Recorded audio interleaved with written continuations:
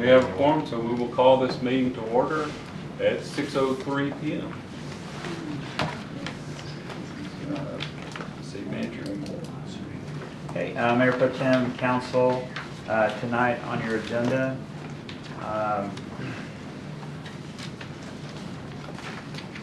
and also, I guess it should also mention that in talking with the mayor earlier and then with the Mayor Pro Tem, what we had wanted to do, because we do have a very tight agenda tonight and a lot of things on there, what we wanted to do is go through the agenda items first, and then we'll recess into the first executive session.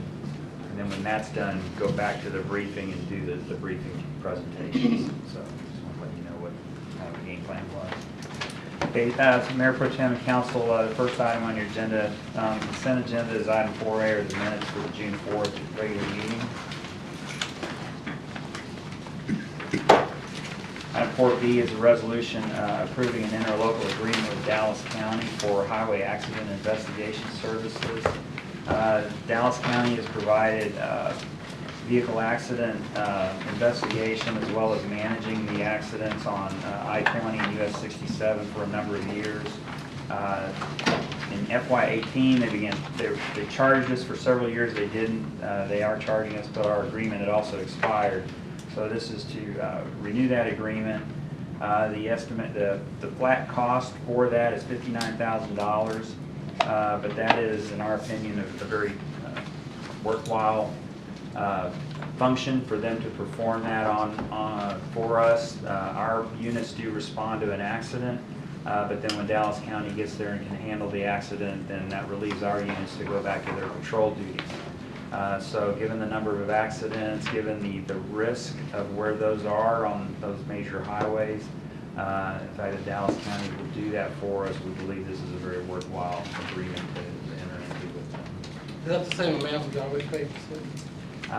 So for a number of years, they weren't billing us. And for 18, I think that was around the same amount that they billed us.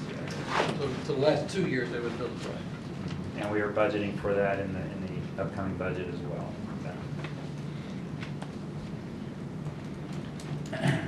Item 4C is a resolution authorizing the purchase for ready-mix concrete from Ready Mix LLC. This is part of our normal contract for ready-mix concrete, and this is for when we do street cuts, utility cuts. We have to repair streets. We also use a quick setting, higher strength concrete in some cases. This amount is $156,000 is our estimated cost through February of next year, which is when the term ends. Item 4D is a resolution approving an agreement for professional engineering and services with Criado and Associates for water and wastewater main improvements along North Cockrell Hill Road. This is part of our capital improvements plan to replace those water lines, and so what we're doing is contracting the design of that work to Criado to do all of the engineering design, the construction documents for this project. This will also help alleviate some dead-end mains. So where we have water mains that do not have adequate flow because of looping, then you can get problems with stale water or reductions in the chlorine residuals. So this will help with that. We are contracting this out because we don't have the design engineering staff, and this is a significant amount of time that goes along with that as well. City Manager, I still would love to see, you said this is from the bond? No, this is a part of our utility capital improvements program, so it's funded out of the utility fund. It's part of our CIP utility fund. Thank you. Question. Yes, sir. Are there any other parts of the community in Duncanville that have dead-end water lines that don't loop? We do. We have a number of other mains as well, and so whenever we're doing projects like this, to the extent that we can loop them, we will. Where's Greg? So do you want to elaborate? So yes, and when we had talked to our utility operations manager yesterday, we do have around, I think, 47 other areas, if I'm not mistaken, that are dead ends right now. I mean, we do have terminations where they're either a hydrant or some kind of flushing, but for the best water quality, it's always better to loop them, and so that's when we have the opportunity to do that, that's when we will go through and connect them. Plus, it reduces our maintenance time of having to go out there and manually flush those dead ends, plus the water loss. Because it is a new line, do we have a sense of how much it will impact our budget in terms of maintenance when we look at future years? Should be minimal since it's a new line. I mean, part of the problem, these are older lines, so they're more susceptible to pipe breaks. So this being a new line, It'll should actually be save minimized. in the early years. It would be less time than to just go and exercise the valves, you know, that we would have to do, that would be part of that, would take less time than what we're doing right now to flush them. All right. Thank you. The next item is a resolution authorizing a professional services contract with Dunaway Associates. This is for the design services for improvements to Armstrong Park. So this is for the actual engineering and design and development of the construction documents for bidding for Kidsville and for the splash pad. Dunaway was chosen because they are the same firm that did work for us on developing the city's park master plan. They were also the ones who worked with us on the Armstrong Park concept plan, so they are the ones that have had the initial meetings on Kidsville and the splash pad, so they are very familiar with the project and citizen input already, so that has helped, I think, in their cost going forward on the actual engineering and designs. Normally on a project you would expect about 10%. Their cost is coming in at around 8.7% of that project. There will be additional public engagement opportunities for the public. We will have more public meetings as we move forward with the design of those two facilities. This is funded out of the bond project, and the engineering and design was included in our cost estimates for the bonds. Along with this too, they will also assist us with, as we mentioned, assist us with preparing a grant application to Texas Parks and Wildlife. So the timing of this is contingent upon us hitting that grant cycle as well with Parks and Wildlife. We get to see those plans as they go, not just after they've finished, I mean, Yeah, as they progress. you'll be able to see them. Okay. Before they get too far, I mean, okay. I still like to know that anytime we run across the bond project, I love us to still have a sign saying bond money at work or something. Yes, we'll do that. I'm going to highlight that, correct. That would be at the time that the construction begins. All right, great. And then the second part, when I was looking at this company, I wish we could also share, and I know this is not completely tied into this, but when I looked up this company, they had an excellent opportunity for students, engineering students, where they have internships.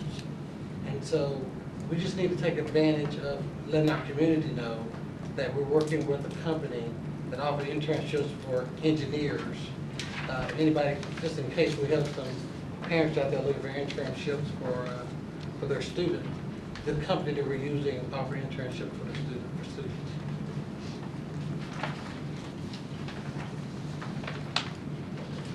Those are all of the items on the consent agenda.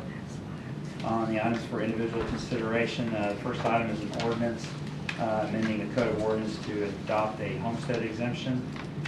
We've had a number of discussions with you on that. The information is in the packet. We did also note, or had noted in our budget workshop, that the average decrease for homeowners, the estimated average decrease would be about $40 annually if this 3% homestead exemption is enacted. Item 4B is a public hearing and an ordinance to amend the downtown district to include a planned development zoning. The information is in your packet. That did go through P&Z. It was approved 5-1 by P&Z. I believe you all have a packet in front of you, a binder that was provided to us today by the developer.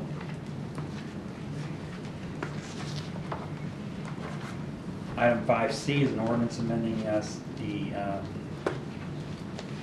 subsections A, B, C, and D, E of section 19-90, and this involves school safety zones, traffic zones. This is an amendment in the ordinance. This item and the next item are related. The first item is the ordinance, which actually establishes the school zone and the hours of that school zone. And this is for Village Tech School. They have requested a school zone be established on Daniel Dale. When Village Tech first came in, they believed that they would be mostly commuter school. Since they have opened and found that there are actually people or students coming from the neighborhoods and observed students crossing Daniel Dale. So working with our Public Works and our Police Department, we have worked on establishment of a school zone on Daniel Dale, and that is what this ordinance will do, is establish those zones and the times of that. Those times are based on their classes. They have early dismissals on Wednesdays, which is why Wednesdays is a little different. While we were in there cleaning up this, or adding this to this ordinance, we also cleaned up the ordinance to reflect the current school times for the Duncanville ISD school. So that's why there are some additional changes in there. The next item is the resolution that approves the agreement with Village Tech Schools. And essentially what that does is to establish where the traffic control devices will be placed on Daniel Dale to establish that school zone. Village Tech is committed, has a commitment to purchase the equipment, and then the city commits to maintaining that equipment for the life of it. Why not also on Cedar Hill Road?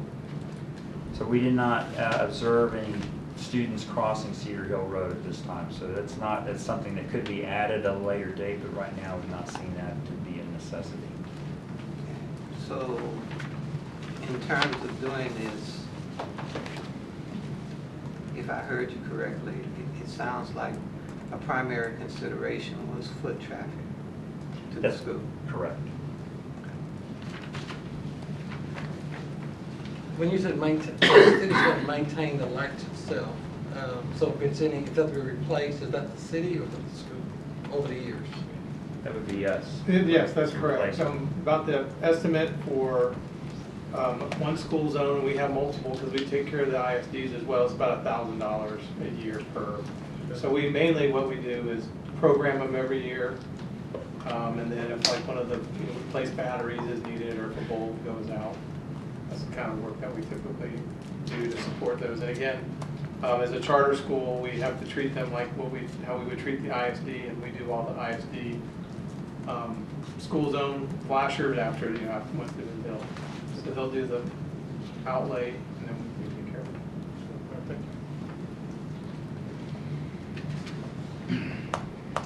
So that was item D and E. I'm sorry, C and D. Item E is an ordinance amending the ordinance for fiscal year 2018-2019 master fee schedule.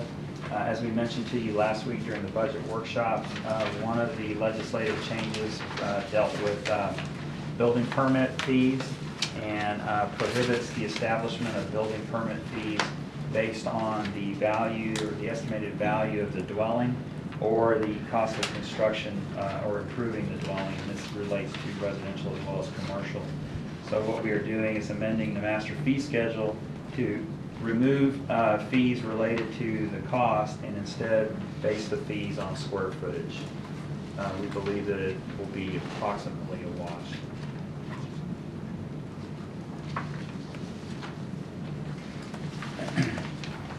Item 5F is a resolution authorizing purchase for Lakeside Park for a pavilion from the Playwell Group through Buy Board.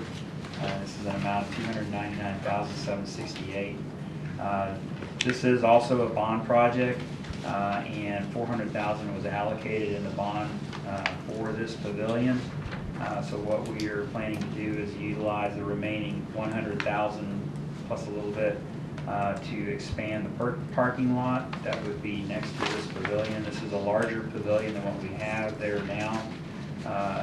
For any of the pavilions in Lakeside Park, it will host approximately 75 to 100 people. So we'll use part of that money for expanding the parking lot. This particular Company was chosen based on cost and based on the type of pavilion that they have. We looked at a number of different groups or companies, vendors, and what they have. This is a stock pavilion that they have in their portfolio, so they already have the designs already done. So what we're doing is purchasing a stock pavilion, if you will. This also includes the installation, whereas some of the other companies did not include the installation in their cost, so we would have had to go through and bid that separately. So we are recommending this. You did see the pictures of that pavilion in there as well. So what's the anticipated useful life of such a structure? About 30 years. About 30 years, and we also have a representative of the Playwell Group here too, so if you have any other specific questions about the structure, they can be here to answer.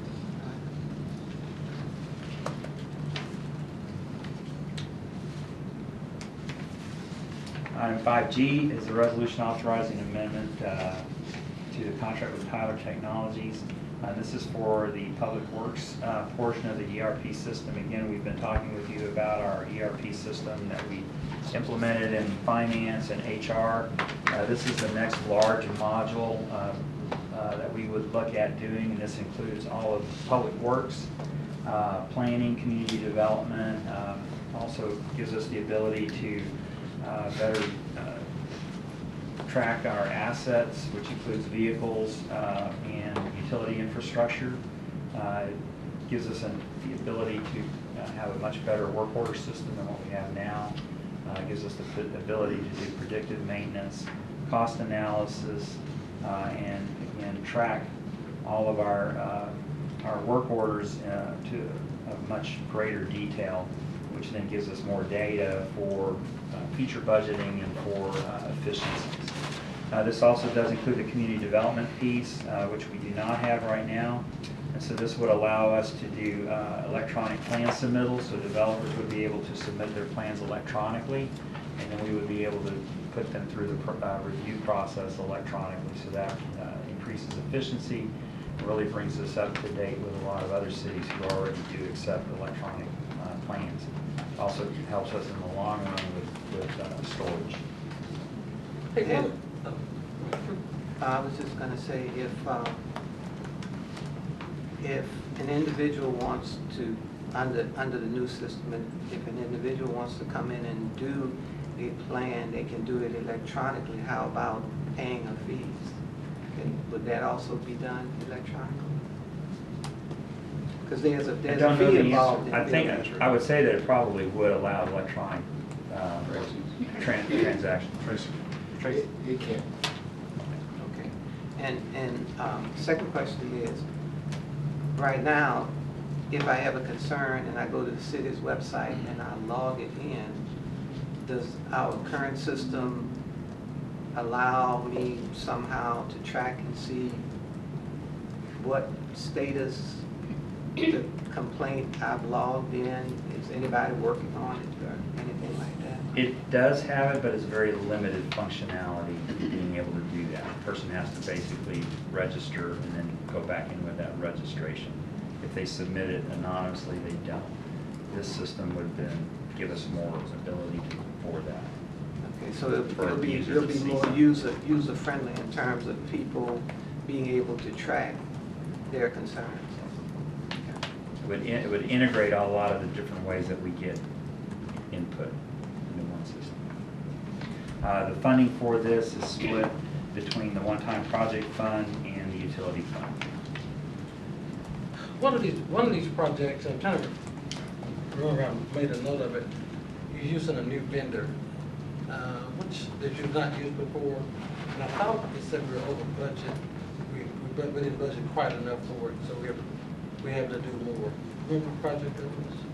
I don't. This is the same company that we are purchased the finance and HR modules from. So again, that helps with integration. That will integrate all of these modules into our finance and budget modules. So work orders then will automatically transfer into the financial general ledger for accounting purposes. It will also help with budgeting. So this is the same, Tyler Technologies is the same firm that same vendor that we purchased the other modules from. Okay, I'll see if I can find it. I think it's one of the construction contracts. Pavecon. I think you're talking about the concrete one. We actually budgeted 760, Okay, yeah. and it's 748 and some change. So We did have to reduce the scope of that. That's the last item on the agenda, it's the mill and overlay Is contract. that the new company that we've not used before? Yes.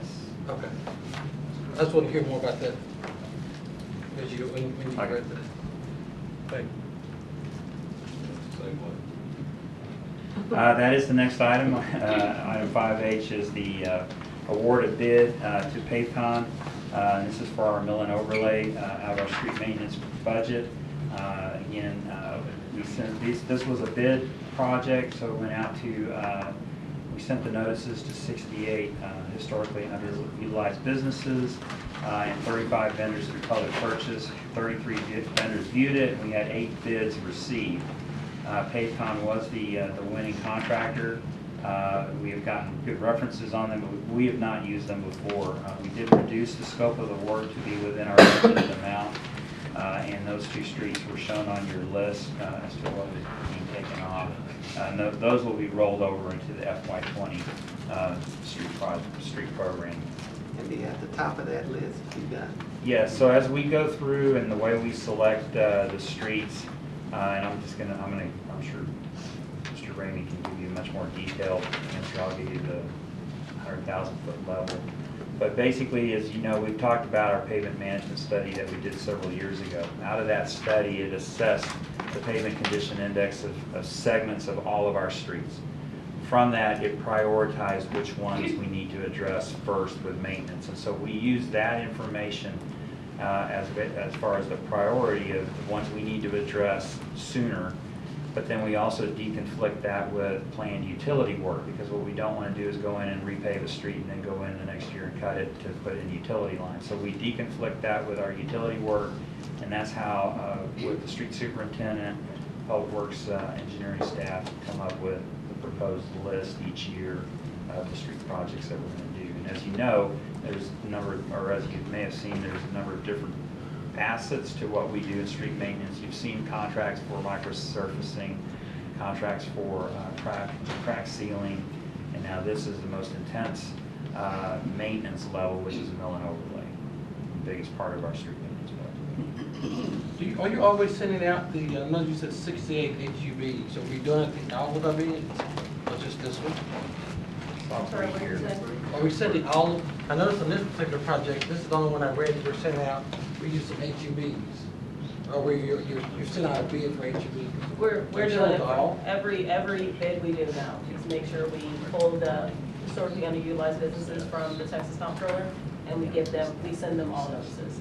So you know, I'm just curious, you noted that on this one, but not on the others. I'm curious. Generally, when they do the staff reports, they're supposed to start putting that information in there, and if it's not getting in there, I'll make sure that it's getting in there.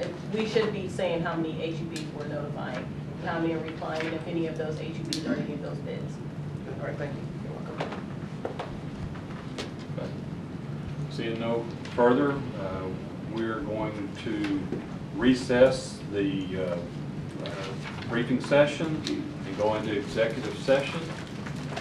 On the way to the meeting, and it's taken to the hospital, and he can't be here, so we're continuing to get updates for him. But he is, okay, and we just found out he is at home, but we will move on with this meeting. So we'll start with the invocation. We'll have Pastor Frank Allegria, First Methodist, lead us in prayer. Please stand.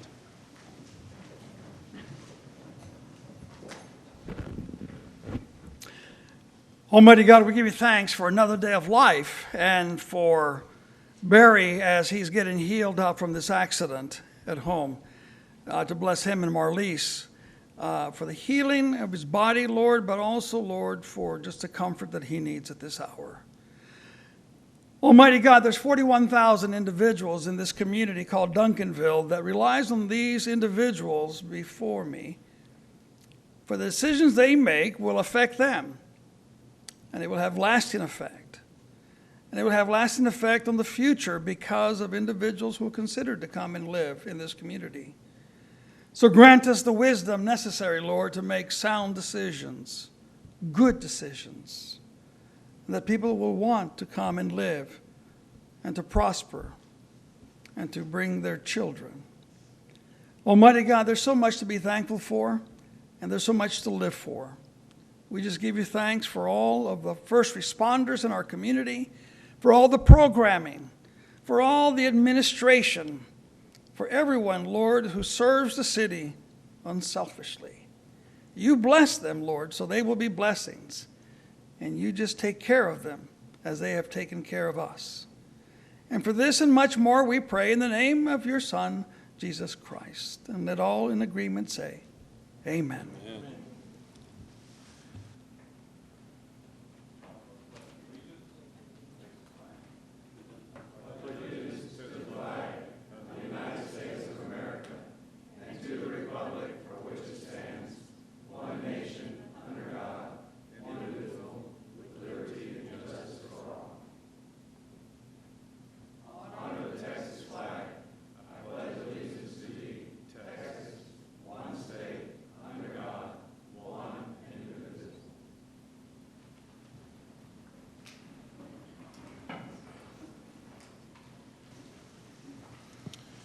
And since the mayor's not here, we're not going to have a mayor's report. Are there any city council member reports? Mr. Cooks. Yeah, good evening to all. I have a report that I wanted to share today. One, I'll start out with, we had an opportunity to, at the Best Southwest Tri-Cities Juneteenth event, where all three cities participate, Duncanville, DeSoto, Cedar Hill, was able to have a Juneteenth event. They asked for the city of Duncanville to have a Living Legends Award for Juneteenth, and that was someone within our city who has made an impact throughout the city of Duncanville. We selected as a council Don Johnson. So Mr. Johnson received an award at the Juneteenth event in Cedar Hill. So if you see Mr. Johnson, please congratulate him on his Living Legends Award that was given to him on last Saturday. Other item, Lunch, Laugh, and Learn is June 27th. Same bat place, same bat channel time. It's going to be so the topic is, it's going to be a hot summer.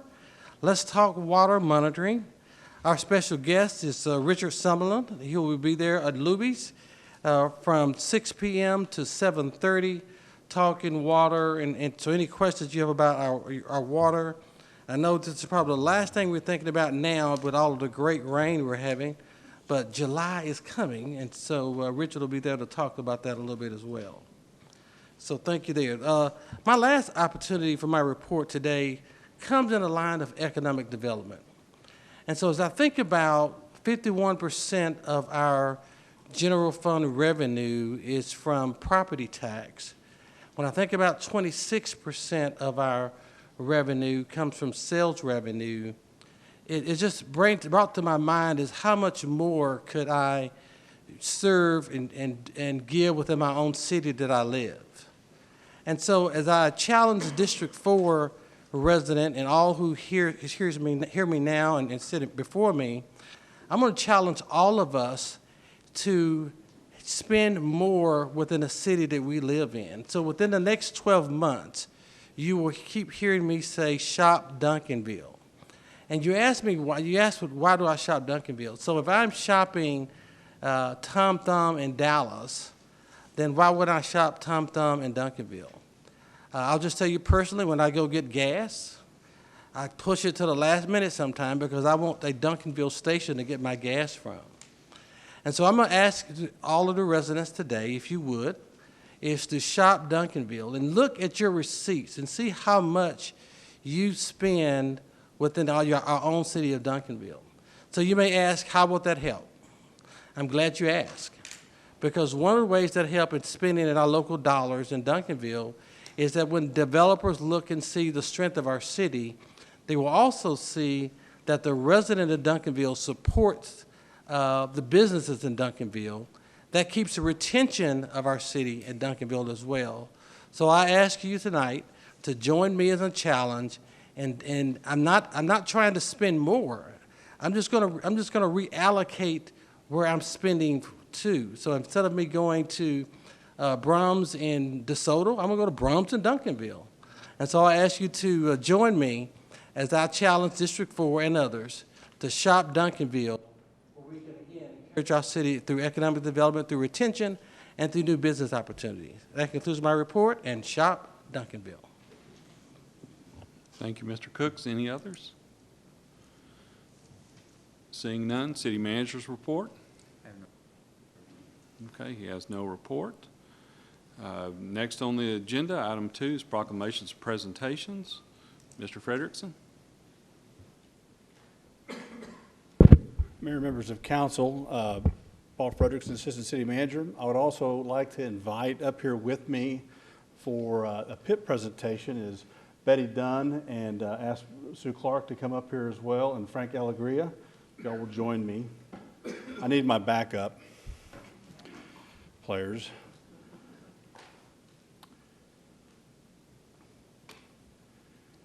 So this represents our PIP team, and you know, as you're aware, the property improvement program for Duncanville has been in existence since 2016, and has done some fantastic work. And I want to kind of start this off, and then maybe let Betty or Sue kind of talk about some of the properties we worked on. But just as you know, we began 2016 with just 2 properties. Since our inception, we have now worked on 26 properties throughout the city of Duncanville.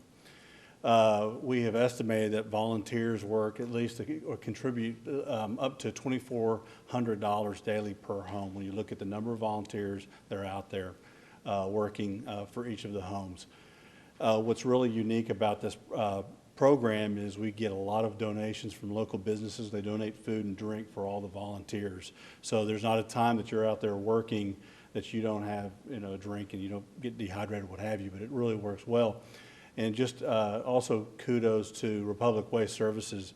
There's always a lot of debris that goes along with the improvement of these properties. And so as opposed to them, that debris sitting out for that long period of time, they're out there that same day helping us get those removed. And that's something that they donate that service to us to provide.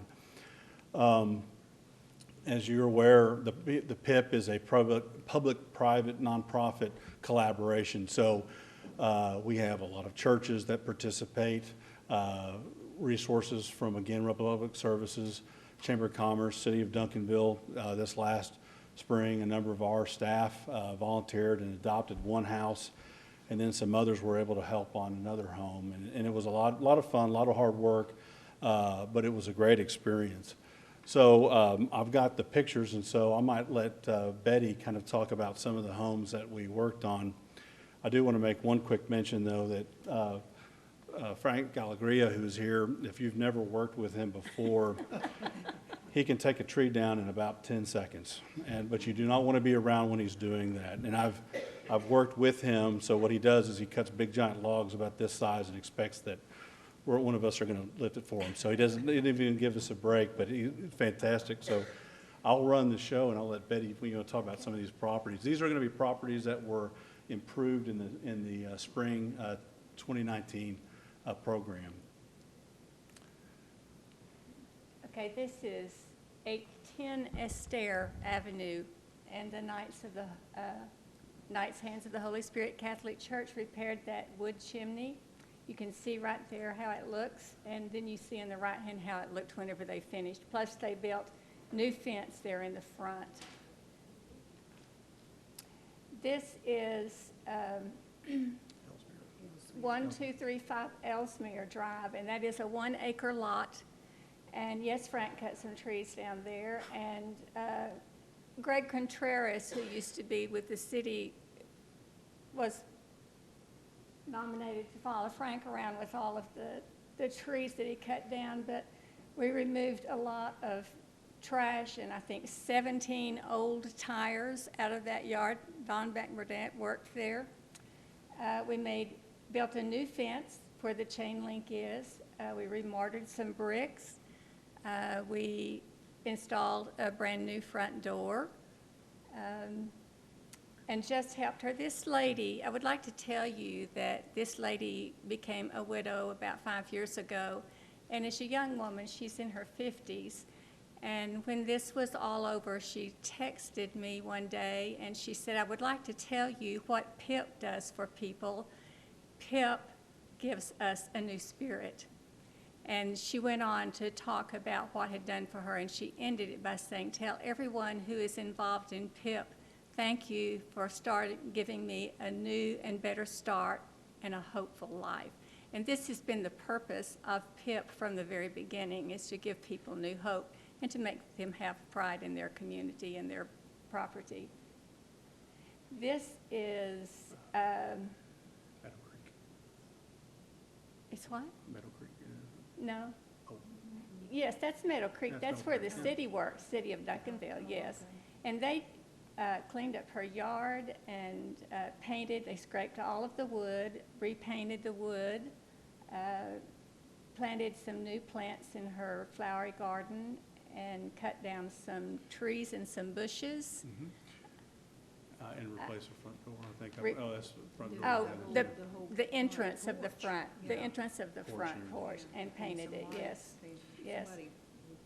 We replaced Yes. two lights, and I was gonna say, our Yes. own Kristen Downs was the team leader for this site, so, she was the taskmaster, she held everybody to account. So, yeah. Fortunately, I didn't have to work at that one, so she would've yelled at me.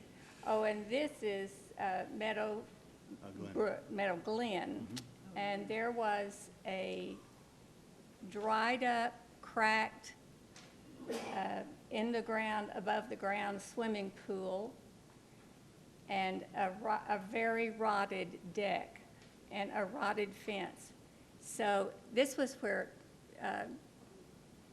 our friend Paul got to work, along with some of his friends from the city, along with the First Methodist Church. They removed that liner of that pool, tore down that deck, tore down the old fence and built a new one, and then painted the house. So that place looks so much better now than it did in the beginning. Before and after. Yes. To your left is your before, and to your right is your after. That shot. Here's the There you deck. can see, there's the new fence that was built. Cleaned up. Cleaned out. It was muddy. You know, it had been raining and it was muddy. They worked in ankle deep in mud, in knee deep mud. That was it. I just wanted to show you the homes that we worked on. So, but again, a lot of credit goes to.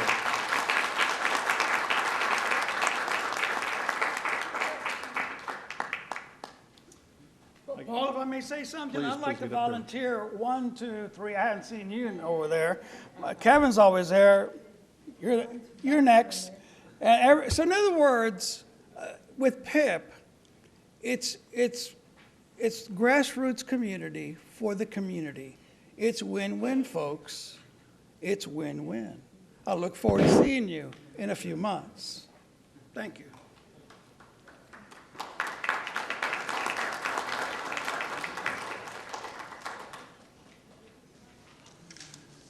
Moving along, we're on to item 3, which is citizens' input. At this time, 2-minute comments will be taken from the audience on any topic. To address the council, please submit a fully completed request card to the city secretary prior to the beginning of the citizens' input portion of the council meeting. In accordance with the Texas Open Meetings Act, the city council cannot discuss issues raised or make any decisions at this time. Issues may be referred to city staff for research and possible future action. And we have a few cards before us. The first thing I'll say to Jerry Smith is that there is a public hearing, so if you choose to speak at the public hearing, okay, we'll move on. First person we have, Thomas Lackey. And if you'd state your name and address.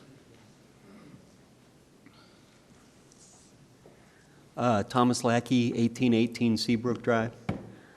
This may seem a little silly, but it's important to me, and I already pestered Councilman Cooks about it. The 4th of July celebration in Armstrong Park is a wonderful event, and it's a great promotion of this city. I know I bring people in for this thing. We barbecue, and then we hide over there on the shuttles, right? It's wonderful, okay? It draws people from all around southwest Dallas County. During the fireworks, music is played that is heavily, heavily, heavily country and western. I know our household brings guests to this event, and I'm sure others do as well. I would just ask that the music played reflect the diversity of the town. I'm always trying to figure out ways to get our kids engaged and proud of this city, and they need to hear music that they can relate to a little bit. And when the fireworks are playing, I'd like to see that diversity reflected in the music as well. And that's it. Thank you. Next, Dario Cruzado. Good evening, council members. My name is Dario Crosetto. I live in 900 Hideaway Place in DeSoto. I am the founder of the Sister City program with Monasterolo di Savigliano, where I was born and came here 28 years ago to work at the Superconducting Super Collider. At the council meeting on April 16, 2019, I asked to stop the Sister City Committee from soliciting donations for the visit of the guests from Italy on October 2018, claiming it was to promote peace through the dialogue and for a better understanding, because this is a misrepresentation of the reality. There are many irrefutable facts and behavior proving that the basic rule of the Sister City have been violated. I have tried to explain the fundamental one of the 2-minute limit at the Sister City meeting, last meeting. I was silenced. I asked to inform the public in the Duncanville website about these irrefutable facts and behavior violating the basic rule of the Sister City relation, and it was denied. There is a reason for the limit in 2 minutes this input from the citizen at City Hall. Is because the task of the council member of you is to get things done, administering $100 million per year. Instead, the task of the Sister City is the dialogue to promote peace. Therefore, the 2-minute limit is denying the implementation of the mission of the Sister Cities. There are many other serious violations that I need to present and discuss with the council member before Duncanville makes false advertisement in the media. On February 7, I have asked the meeting with Mayor Gordon, and it was not granted. I am asking now again a meeting with Mayor Gordon and with all council members to provide irrefutable evidence of violation of the basic Sister City rules and mission before Duncanville is advertising and sending false claims to the media. Thank you. Thank you. Thank you.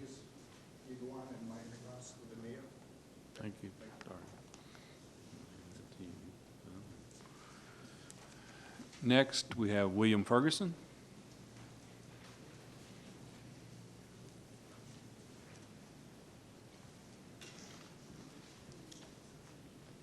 Good morning, folks. I'm William Ferguson with Century 21 Judge Fight Property Management. I'm here to talk about the rental registration.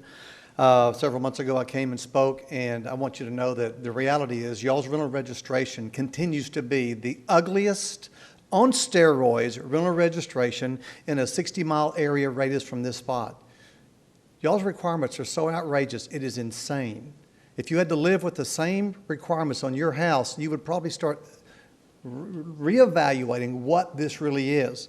You're asking me to do repairs on houses that are grandfathered. You're mandating to come into my houses and violating my rights, and you're now requiring things to be done that you don't require of your neighbors all the way around you.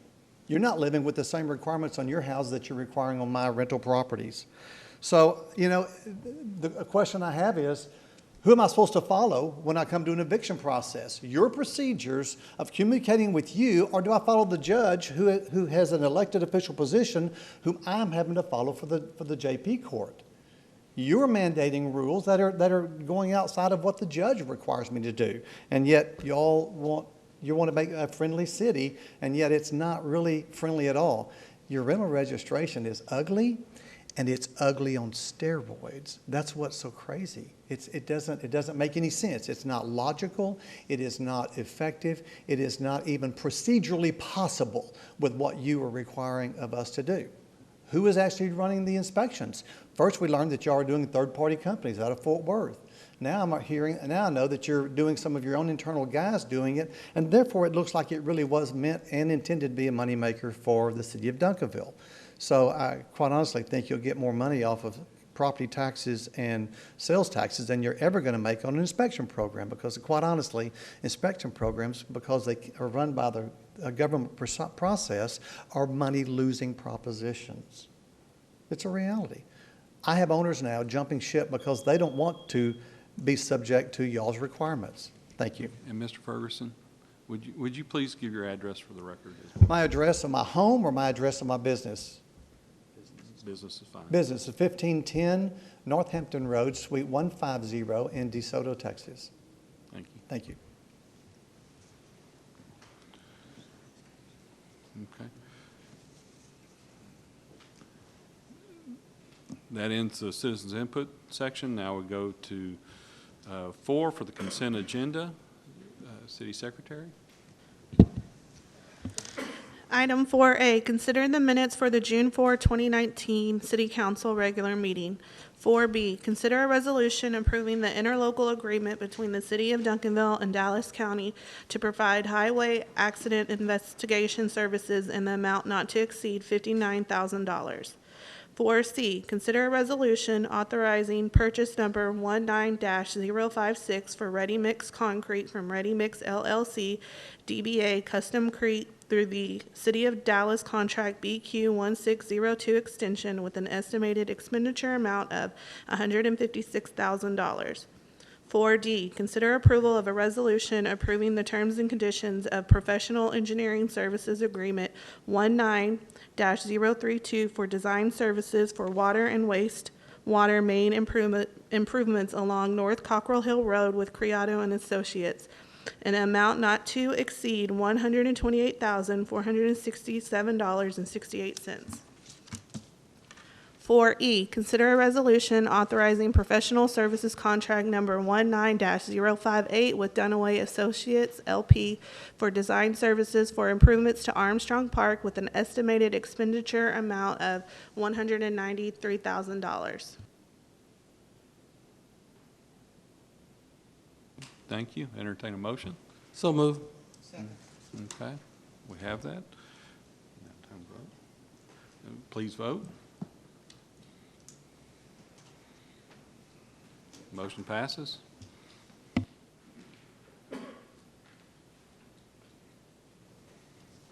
Now items for individual consideration.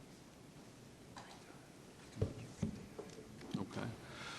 Item A, consider an ordinance amending the Code of Ordinance by amending Chapter 18, Taxation, Article 1, in general by adding a new Section 18-4 entitled Residence Homestead Exemption for ad valorem taxation, and the minimum amount of 3% of assessed value and amount of no less than $5,000 for individuals who are owners of residences, and by reserving for future uses Sections 18-5 through 18-10. Mr. Summerlin. Thank you, Pro Tem McBurnett and Council. Wanted to give you just a real quick historical background, kind of how we got to where we are tonight. An optional homestead exemption was originally discussed at the City Council retreat on October the 30th, 2018. And then staff presented a 1%, 2%, 3% optional homestead exemption on a special meeting on January the 14th, 2018. And then Council directed staff to prepare an ordinance for a 3% optional homestead exemption, which included a $5,000 minimum qualifying residential exemption. And then Council decided, based on what was going on in the Texas legislature with the property tax cap, that it would be prudent to defer any decision until it was known what the Texas legislature would do. Senate Bill 2 was passed and signed by the governor, and that caps the property tax increases at 3.5%. And it also triggers an automatic tax election should a city propose a tax rate that's in excess of the rollback rate calculated with the 3.5% cap. So I did some calculations.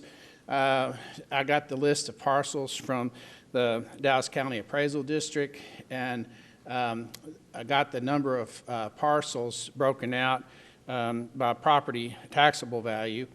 that already had the state mandated school homestead exemption.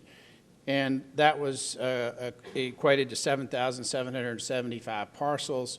And I calculated 3% homestead with a 5,000 minimum at 313,322.77. And so that average decrease in the annual tax bill per homesteaded parcel would be approximately $4.30 on an annual basis. I'm sorry, thank you, $40. The budgetary impact here for Senate Bill 2, which would not be effective for 2019 valuations, but rather for 2020 valuations, would limit the tax revenue increase to 3.5%, but it would be offset by normal increases in other revenue losses that were enacted by the same legislature. And the 3.5% increase calculated on estimated property tax values equates to an increase of about $516,000. HB 1631 does away with the red light camera and red light camera funds entirely, besides what has already been collected. And so we had ongoing cost of about $233,000 that previously were paid from that red light fund that would now have to come from the general fund. We also incurred, through Senate Bill 1152, estimated loss of franchise fees of $120,000. And our required civil service, this is for fire and police, for their increases, equate to about $100,000. And then the normal inflationary cost increases equate to about $251,000. So when you subtract all those costs, ongoing costs, from the $516,000 projected additional revenue, that would require a budget reduction of approximately $189,000. And so then if you also added the homestead exemption at $313,000 on to that, you would come to a total general fund budget reduction required for $502,608. And the deadline that we have to have this into the Dallas County Appraisal District is July the 1st in order for that to be effective for the 2019 valuations.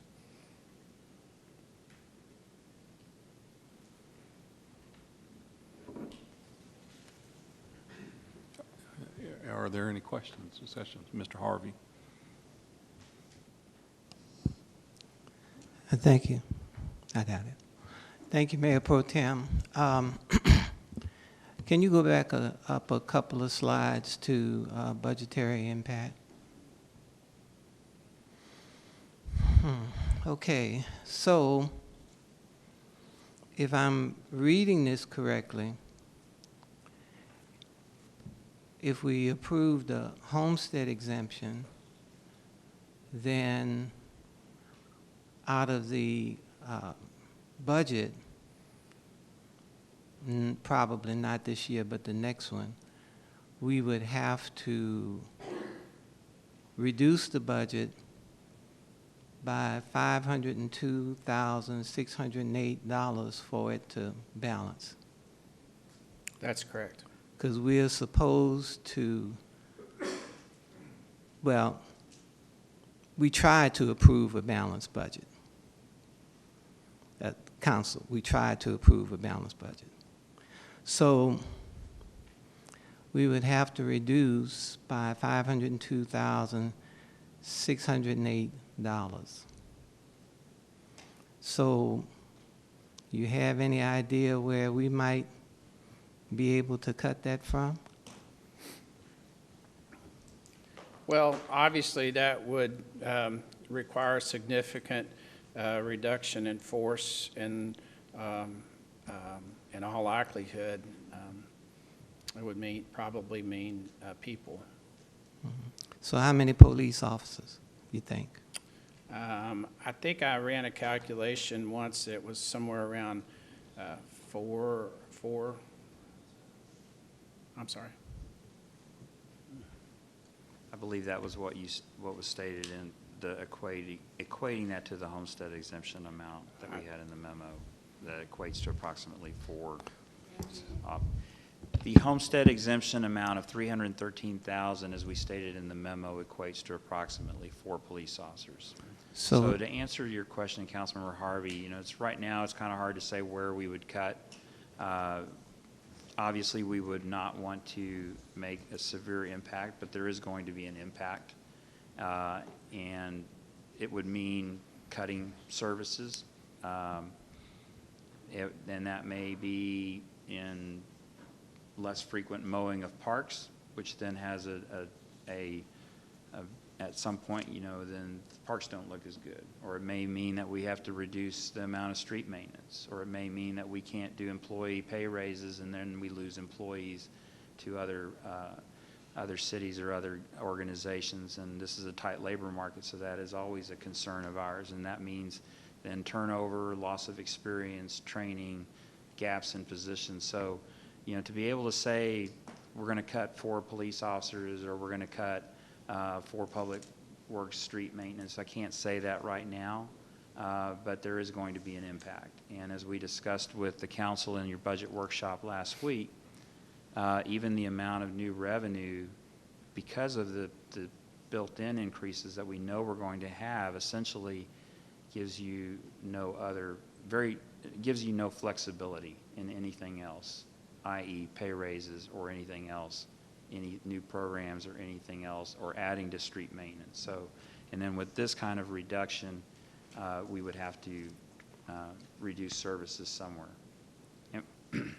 So I don't know if that answers your question.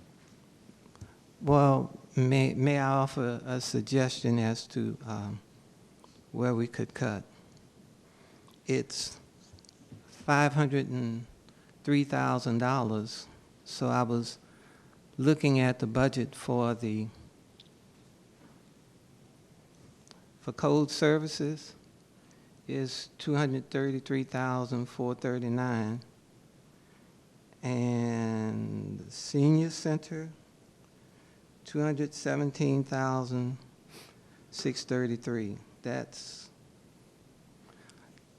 most of it right there. That'd be one way to look at it. Okay. The point that I'm making is that there's no such thing as a free lunch. If my salary was cut, I'd have to make some difficult choices. But choices, yes, I would have to make. I would have to do without some things in order to take care of my family with less money. And so I just used a little hyperbole to try to bring attention to the fact that these reductions are real, they will be painful, and they will affect people who may not pay property taxes but who benefit from those services. So my decision and the direction I'm going to go in is going to be based on the fact that there are 41,000 people that we are trying very hard to serve. And so it's enough that we have to cover 189,285.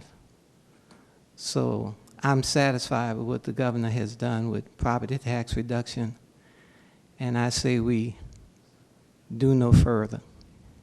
So I'm not going to vote for the property tax, the homestead exemption. Thank you. Councilperson Jameson. First of all, the legislature did not vote for a property tax reduction. They voted for a 3.5% cap on ad valorem taxes, on what we can charge. The citizens of Duncanville deserve a homestead exemption. Many cities, counties, school districts, and other taxing entities already have one. The proposed 3% homestead exemption will reduce the revenues to the city by $313,000. That's 3%. That's not a big homestead exemption. That's the equivalent to about $40 per household. A homestead exemption saves homeowners tax dollars.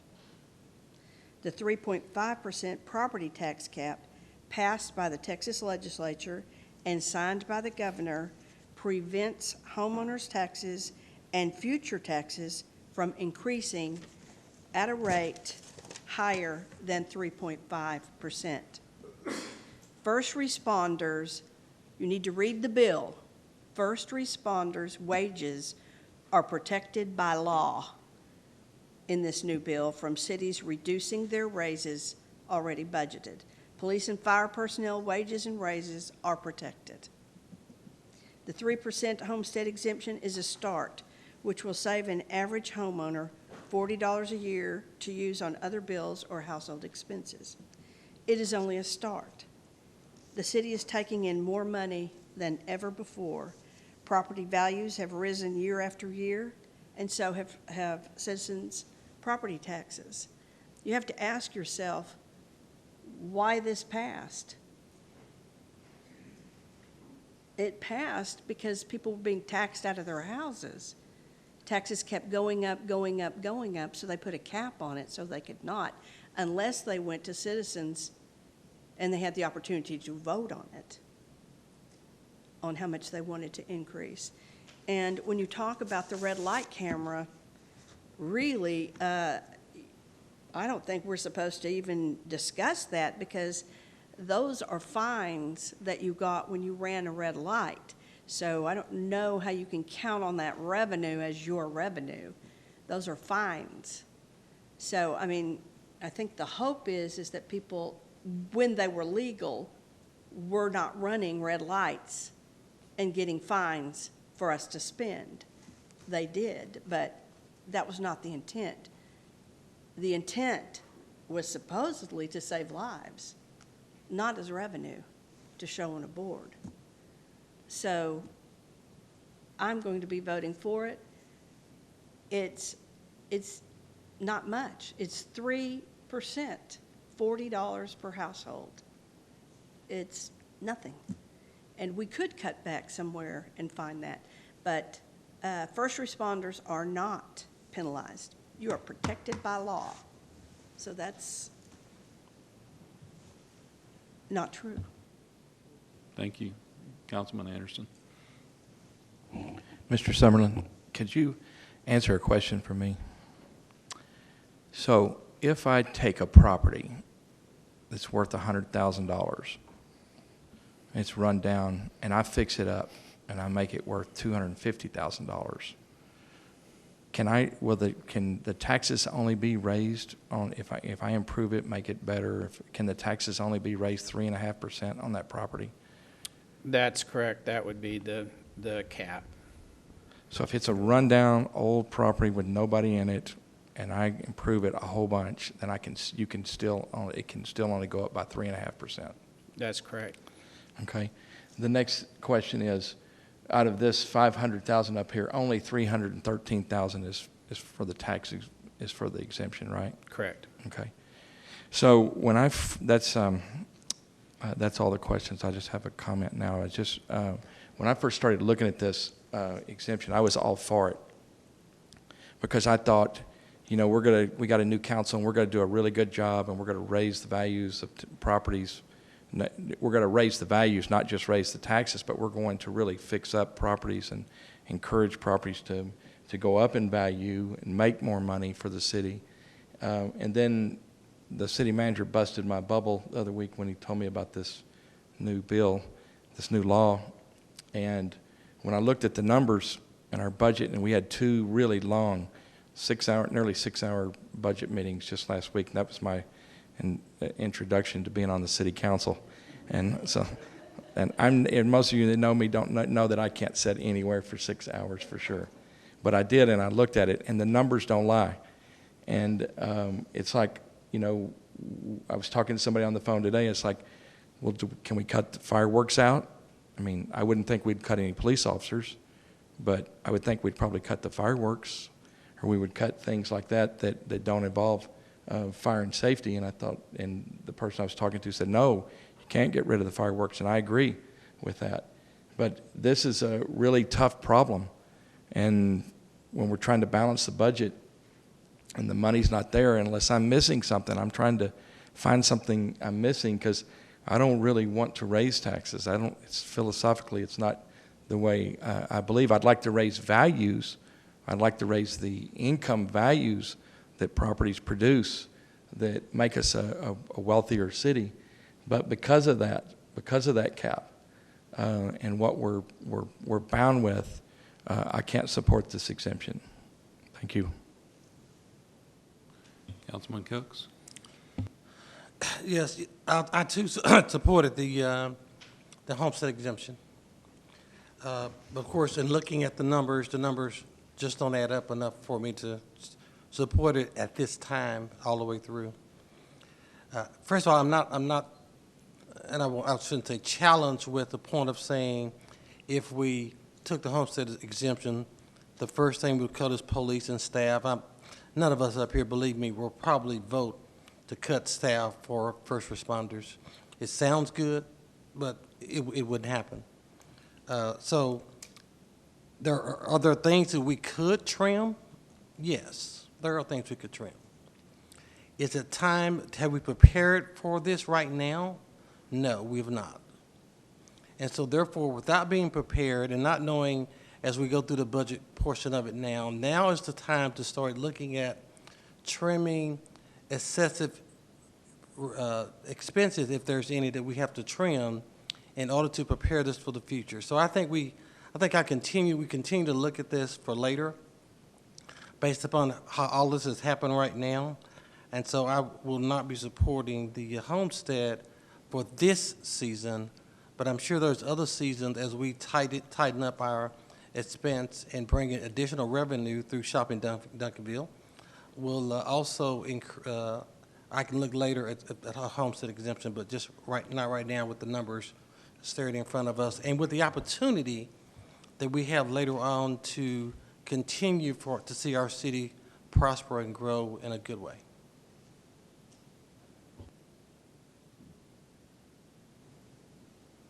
Any more discussion? Seeing none? Oh, I need a motion. I move that we do not approve the homestead exemption. I'll second that motion. Okay, and a second. Okay, please vote.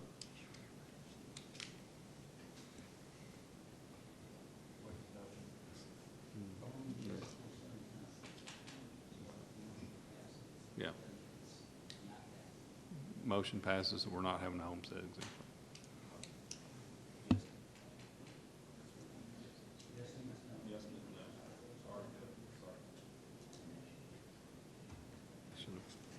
You want to correct that for the record?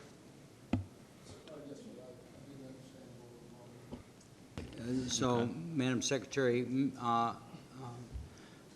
Councilman in place one has indicated that he meant to vote for no homestead exemption. He voted no for the motion. So since it was a negative motion, no means yes, yes means no.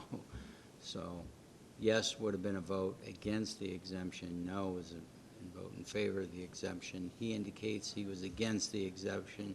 If you'll make that record change. Thank you. Thank you. Item B, conduct a public hearing and consider an ordinance to amend the existing downtown district to include planned development zoning to allow convenience store with fuel and hotel development on Lot 2, Block 1, Otahi Addition, approximately 4.074 acres, more commonly known as 822 North Duncanville Road, Duncanville.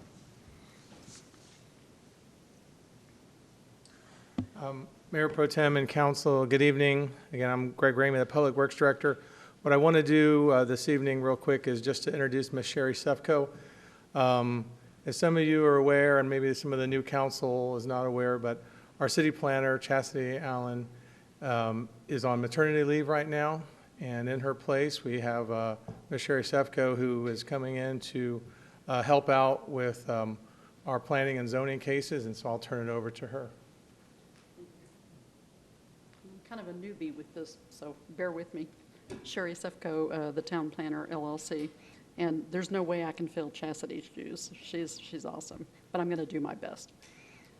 Greetings, Mayor Pro Tem and council members. What you have before you this evening is a request, conduct a public hearing to basically take your downtown district in a certain amount of geography, about a 4-acre parcel, right up next to I-20 and North Duncanville Road, and convert about a 4-acre parcel into a planned development.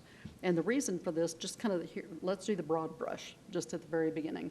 The broad brush is the applicant is wanting to use the land for one use that is not allowed already in the downtown district, and that's a convenience store with fuel pumps and a drive-through facility. A hotel is also shown on the plan that you've got in your packet, and then we'll talk about in a few minutes.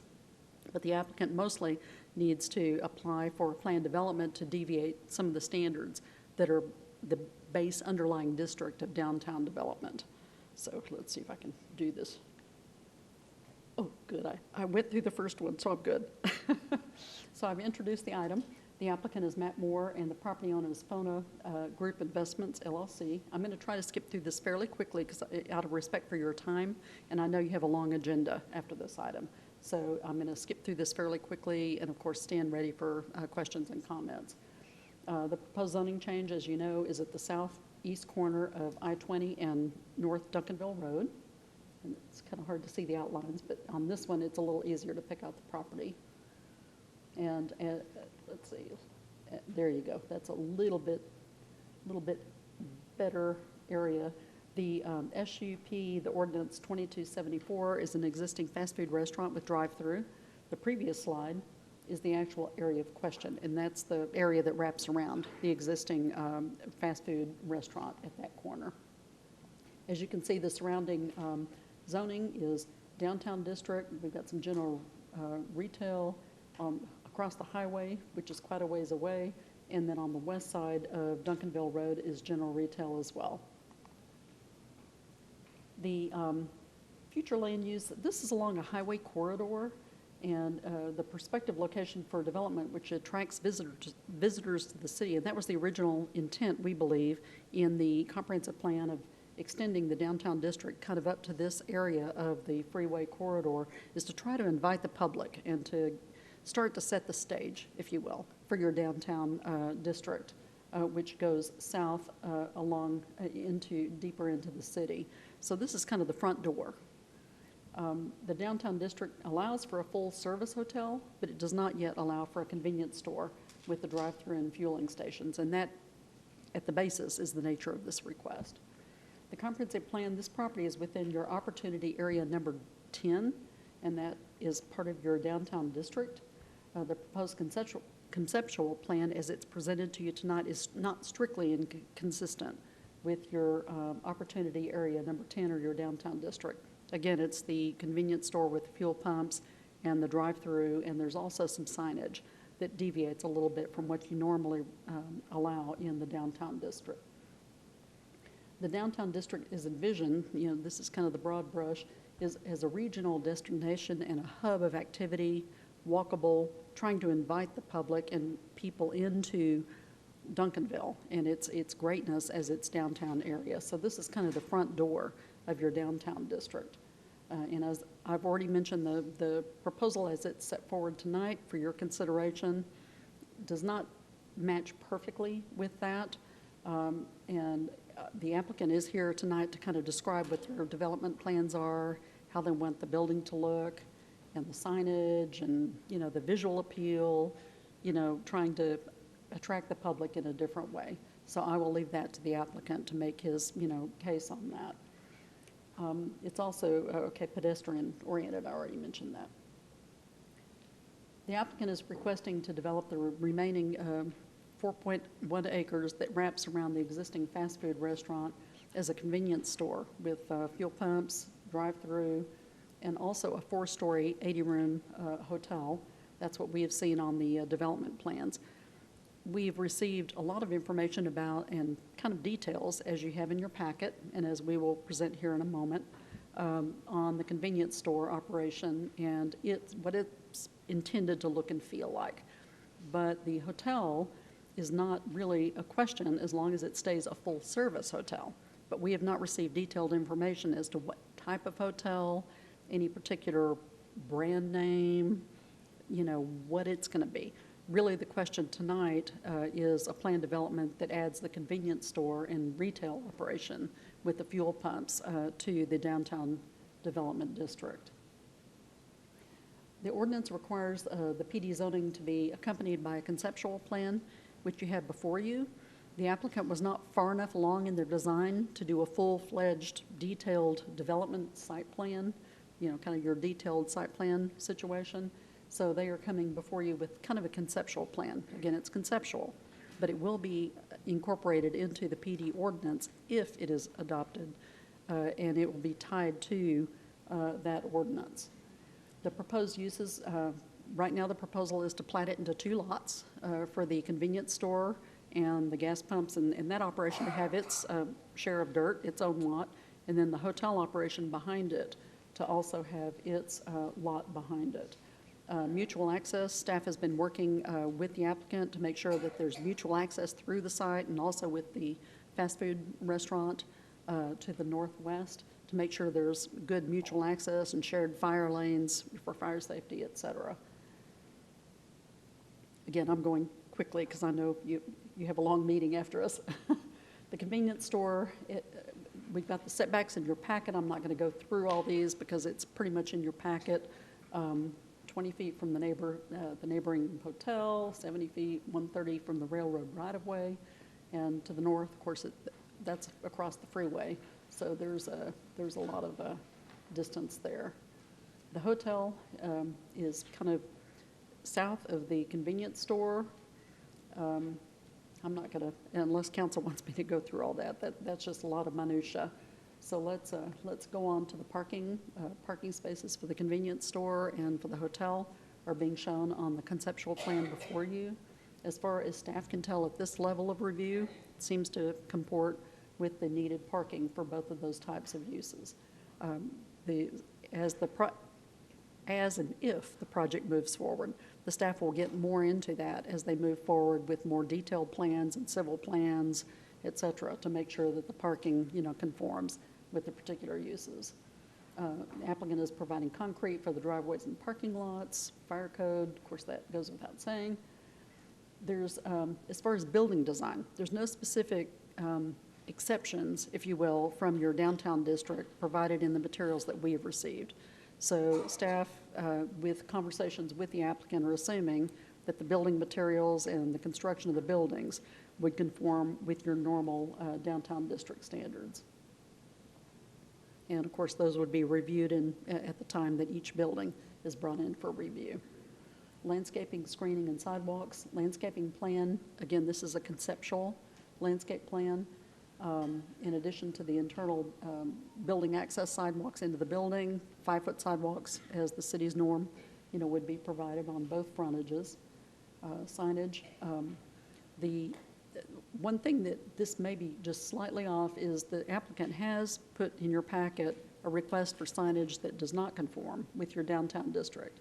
And that is a pole sign, if you will, but it's twin poles. It's like a pylon sign. And the applicant has offered up 2 different alternatives. Alternate 1 has masonry supports, and the option 2 is like metal supports. Kind of same sign blade, kind of the same thing, same height, same size, but the different supports. And I believe the applicant can fill you in a little bit more detail about what their current thinking is on that. The signage, of course, at the end of the day, will have to require a permit from the sign board. So those will be reviewed at that point in time. As far as lighting, the applicant has mentioned that they will comply with the lighting.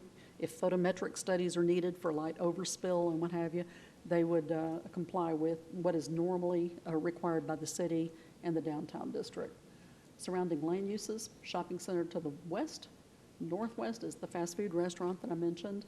To the east, no properties, it's railroad right-of-way, BNSF. And then to the south, there's the church and shopping center. And that's across a stormwater drainage basin just on the south side of the property. Again, I know I'm going quick, but out of respect of your time. Land use and development plan approval, construction plans would be required, just like the zoning ordinance usually requires in your downtown district. The plan will show a higher level of detail, and that's when city staff kind of gets down into the weeds and the details about off-street parking and loading, their fire lanes, access easements, landscaping, screening, dumpsters, and things of that nature. At that level, the staff will be digging deeper into the details of the development, whether it be the convenience store, the hotel, or both.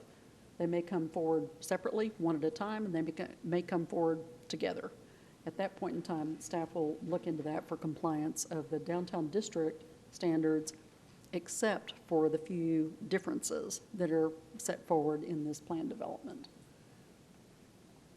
Site plan, I'm sure all of you have taken a look at that. The convenience store along the frontage. Hotel is being proposed behind that with its direct access off North Duncanville Road, cross access through the site and also through the fast food restaurant. There it is. The detail that we were given really focuses more on the convenience store, and that's what I said earlier.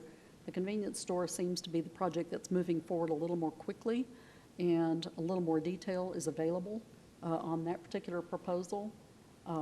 So it's on the north side of the site with frontage on the service road for I-20. Got some elevations. It appears that most of the building is going to be some sort of masonry. I will allow the applicant to elaborate a little further if he wishes to explain to you exactly what the masonry is. We'll kind of show you there. There's a few graphics that were supplied. Looks like most of it is masonry, maybe some ephes or stucco, kind of in bays that are in between the masonry. And you see, you have some architectural, variants and vertical articulation as well as horizontal articulation. The canopy up front, where the fuel pumps are, the applicant is proposing the masonry columns as opposed to the metal columns supporting the canopy. The signage, this is what I mentioned previously. The signage, this is not in comportment with your downtown district, and they are proposing two alternates, one with the masonry supports and one with the metal pole supports. Landscape plan, of course, this is just conceptual only. This is not far enough along for staff to assess whether or not it comports perfectly with the downtown district or your base zoning ordinance. Right now, this is just conceptual only, just to give you an idea that they do intend to do some trees on the frontage and some trees along Duncanville and some other trees scattered through the site. I would not anticipate this particular plan to be incorporated into the ordinance because I would prefer that staff be given the ability, as each of these projects move forward, to give further analysis to whether or not they comport with your downtown district or your zoning district. Of course, whatever the downtown district doesn't say, it defaults back to your normal standards in your zoning ordinance. So this is just kind of conceptual only, just like the photographs I showed you. The Planning and Zoning Commission, heard this on May 13th, and they voted approval 5-1, but subject to some conditions that were recommended by staff, and there were a few things that were talked about and enhanced by your Planning and Zoning Commission. The first one is it shall be developed in accordance with the conceptual plan, and we want to make sure that the conceptual site plan is tied to the PD ordinance if it's approved. That gives staff the ability to kind of hold them to the layout of the buildings and the size of the buildings, the height of the buildings, etc. The second is final design and layout, including the site plans, the floor plans, parking, and all that, for both buildings and lots shall be in accordance and approval with the rules, the base zoning rules of downtown district, which again kind of default back to your normal zoning ordinance if it's not specifically stated in downtown. But we wanted to make sure there is something in here that is a default zone, that if something is not specifically stated within this plan development ordinance, staff has that default zone to say, this is how you got to do it because it's not stated differently in your particular plan development. And it's my understanding that the applicant understands this. And so The third is development of property meets city, state, and federal regulations. And last one is the property shall follow the zoning and also the development review process of plan development per your PD district in Article 14. And now I can stand for questions, or if the council would prefer to hear from the public and/or the applicant, I'll stand ready. Mr. Harvey. Thank you, Ms. Sefco, for your presentation. And I understand in the past you've worked with the city of Seagoville, among other cities. Quite a few of them over the years. Quite a few of them over the years. All righty. I'm very familiar with the southern sector as well as this area of Texas. Absolutely, absolutely. I didn't have a question per se. I just wanted to say, with all due respect to planning and zoning, I cannot support this project for several reasons: noise, congestion, crime, traffic,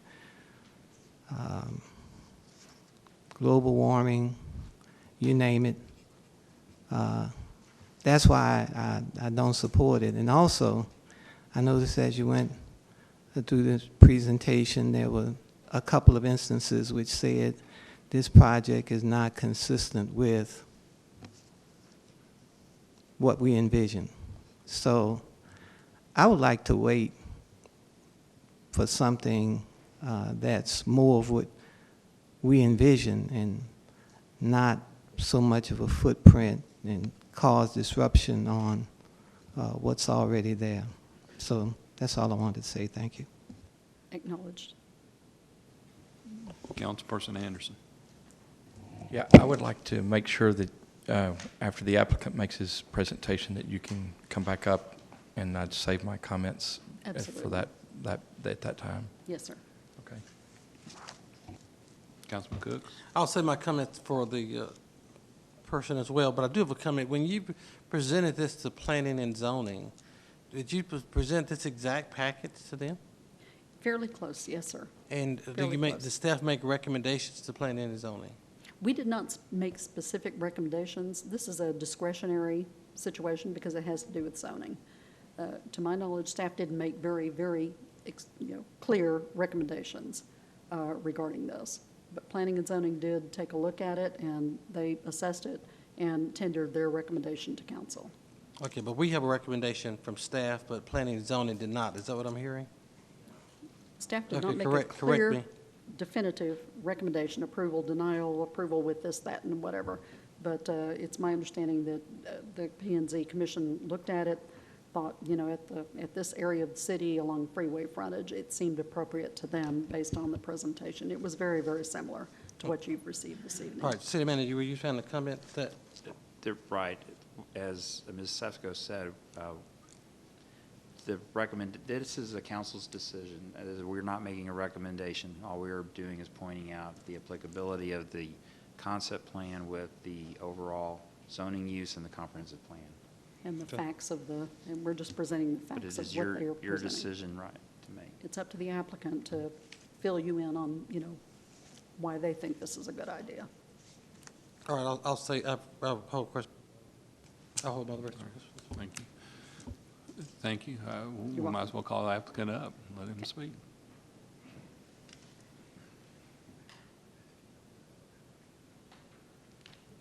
Good evening, Matt Moore, Claymore Engineering, 1903 Central Drive, Bedford, Texas, 76021. Here tonight on behalf of the property owner. I started working on this property back in 2014 when McDonald's came to town wanting to occupy that location that they're now open and successful at. At that time, we had to go through an SUP process to allow for that restaurant use there. I think that has turned out to be a good project for City of Duncanville as well as for McDonald's. We heard back in 2014 from economic development, staff, other elected officials at that time that there is a big desire to have sit-down restaurants and other type uses at this location. The property owner, with the assistance of retail broker, restaurant brokers, have reached out to numerous of those concepts over the years, trying to get additional restaurant uses to this site, and has been unsuccessful. For whatever that reason is, I don't know. The users aren't finding it attractive as a site. This site is along I-20. There is a lot of traffic that passes by this site. My client, the owner of the property, has owned this property for years. The property was zoned downtown Duncanville by the city. It was something unbeknownst to him. We don't feel like that this is a downtown Duncanville site. When I think of downtown, I think of a pedestrian-oriented development. I think of McKinney Town Square. I think of Denton Town Square, other, downtown similar to that. This particular property is separated by 2 major arterial roadways from downtown. There is a railroad tract that separates this tract from downtown.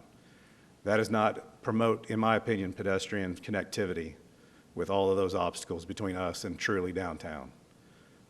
We feel like that this is a commercial corner and should be treated as such.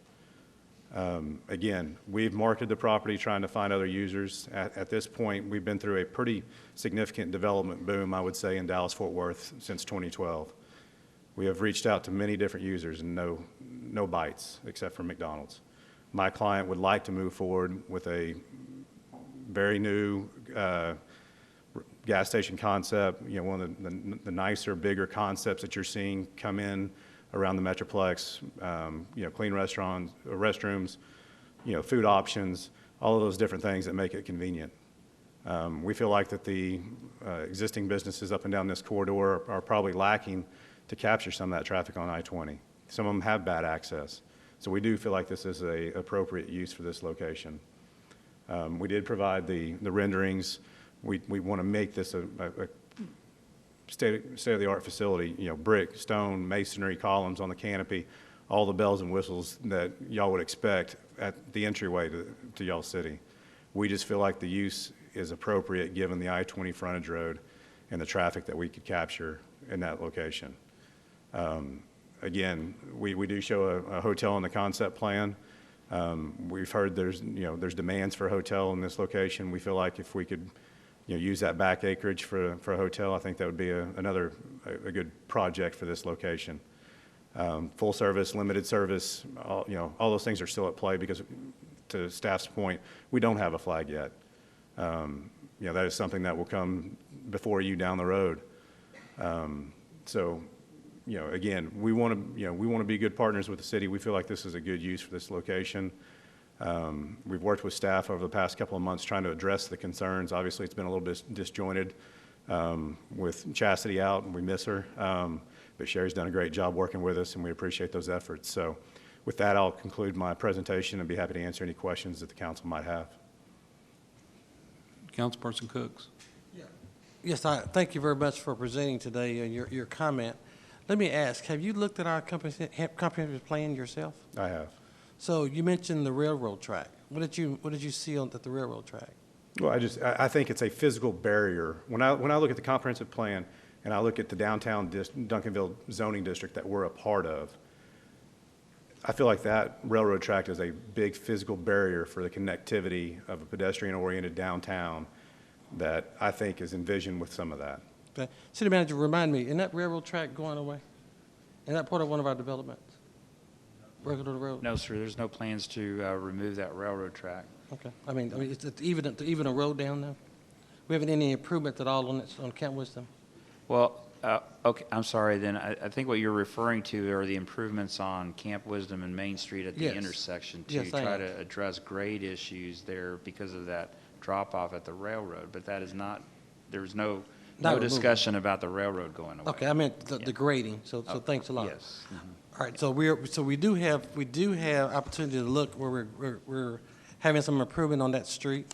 You mentioned here that you've talked to restaurants, and according to your notes, are you saying that you contacted 467 restaurants and all of them said no? No, I'm not saying that every restaurant that was listed in that packet from the State of Texas Restaurant Association was contacted. No, we've had many active brokers trying to market this property on behalf of the owner.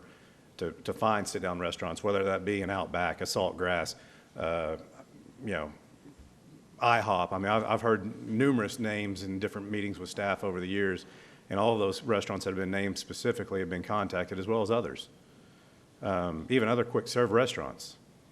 And, I mean, here's where we're at today.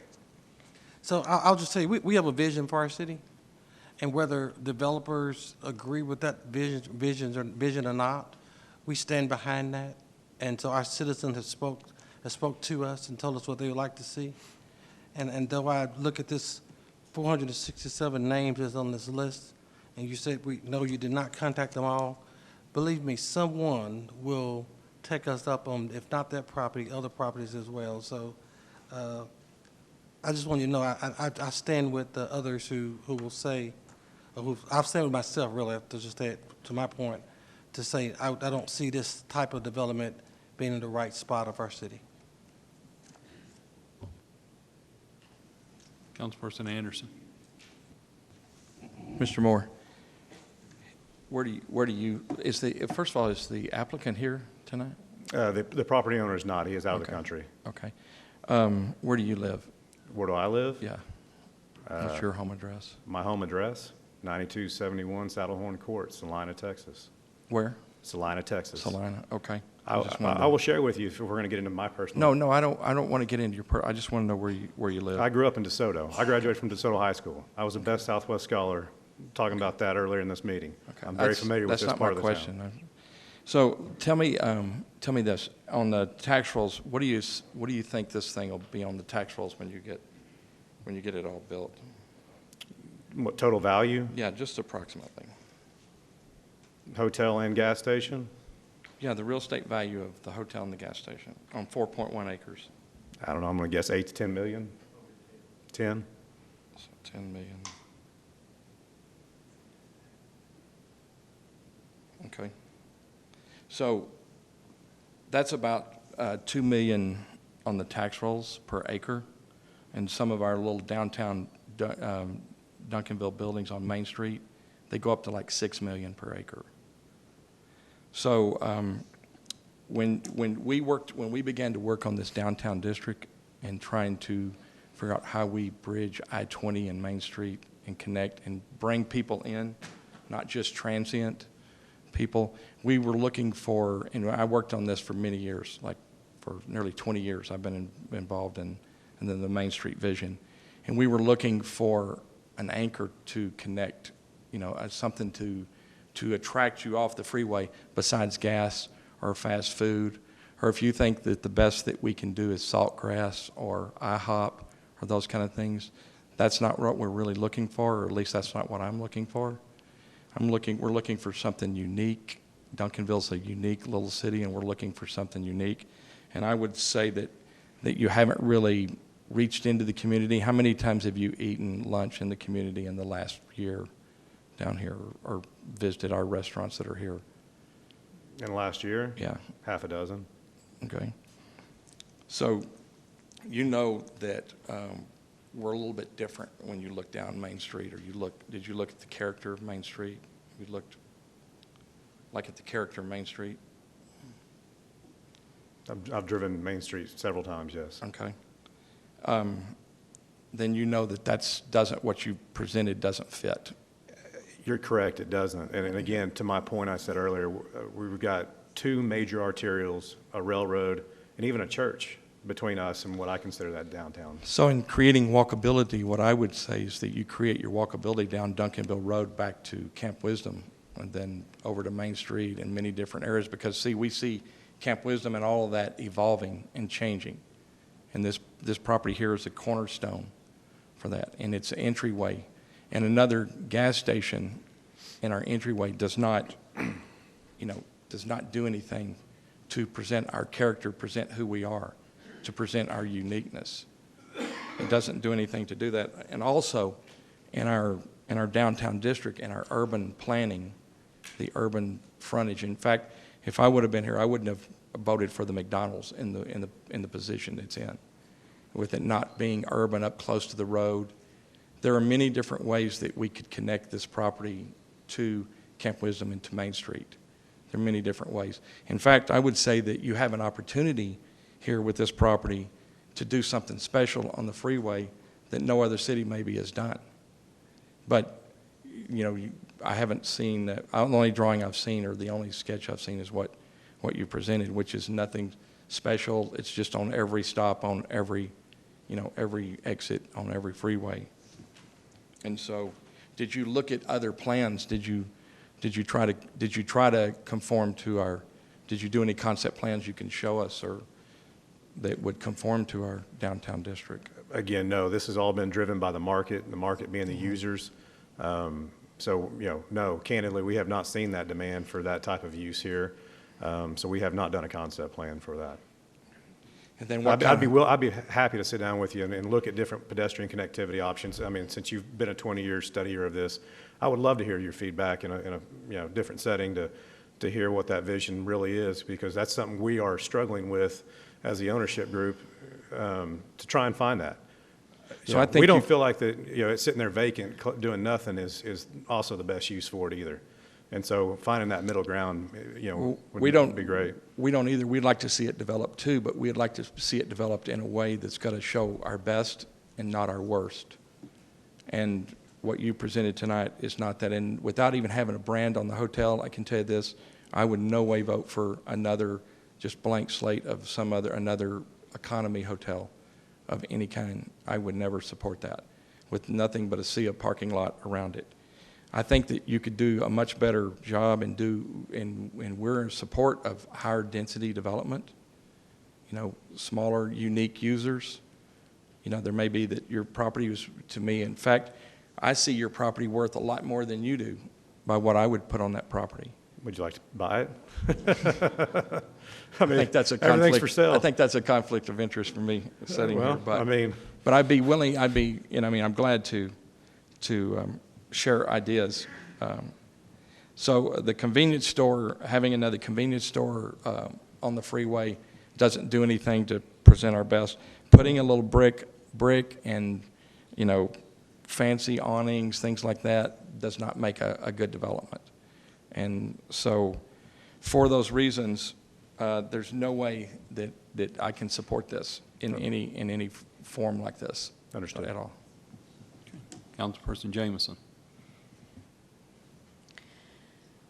I would like to say, first of all, I'm really glad McDonald's is there, and I'm glad y'all are here. We eat there a lot. And I'm not sure exactly what should be there. I'm not real wild about a gas station there, but I encourage you to continue to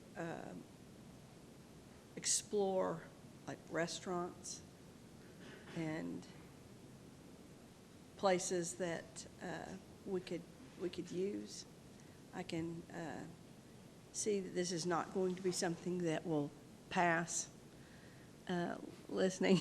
And so, and a gas station really doesn't do anything for me, but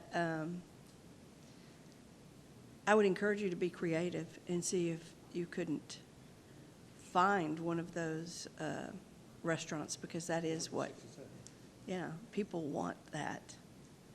And gas stations, not so much. Understood. But we like McDonald's. Okay. Thank you, Mr. Moore. Now, we'd like to open this up for a public hearing and have the card here for Jerry Smith.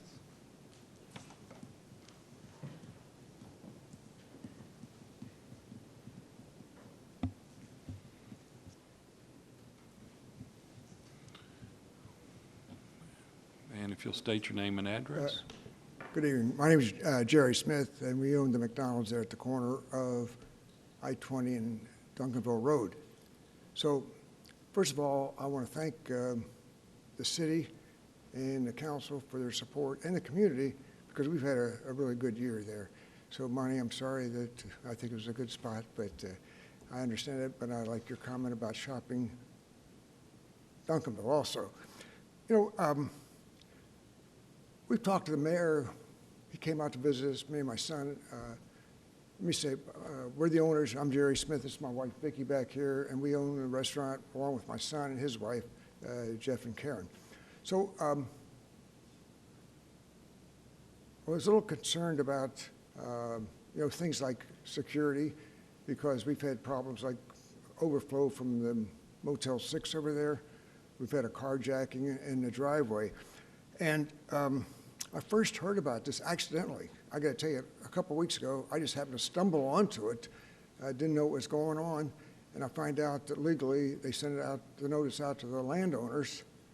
Well, we're not the landowner. We're in a lease on the landowner is the people that are doing this. So I'm not sure that was, but I understand legally we couldn't do that. So when I think about what type of hotel is a concern of mine, and a gas station, and some of the experience, we own a store down at Hampton and I-20, and we have problems sometimes like that. Now, my point to you is this: this would probably help my business, but I got to look at it from the standpoint of saying, what's best for the community? Because we're involved with the community, we're involved with the Chamber of Commerce, the schools, the police department, things like that. So my thing for the council is just say, what do you think is best for the community? And I could say on one hand, it'll help my business, maybe I'll make more money. On the other hand, what's best for the community? And you guys have to make that decision. So that's all I have to say. Thank you. Thank you, Mr. Smith. Mr. Galbraith?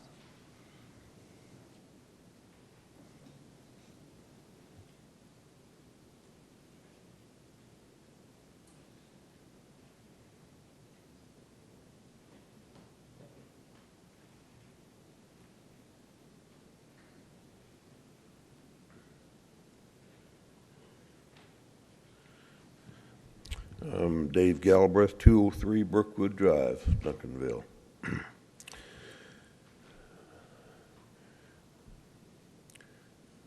We built a lot of excitement with the 2017 comprehensive plan. Many months of soliciting citizens' input, and this is one of the first true tests of how the council responds to the citizens' concerns about Duncanville's identity, its preferences as far as its culture and its shopping and restaurants and so forth. I'm not going to take much time to do this, but I want to highlight a couple of things. The comprehensive plan very specifically identifies Camp Wisdom Road and Main Street as the main thoroughfares for the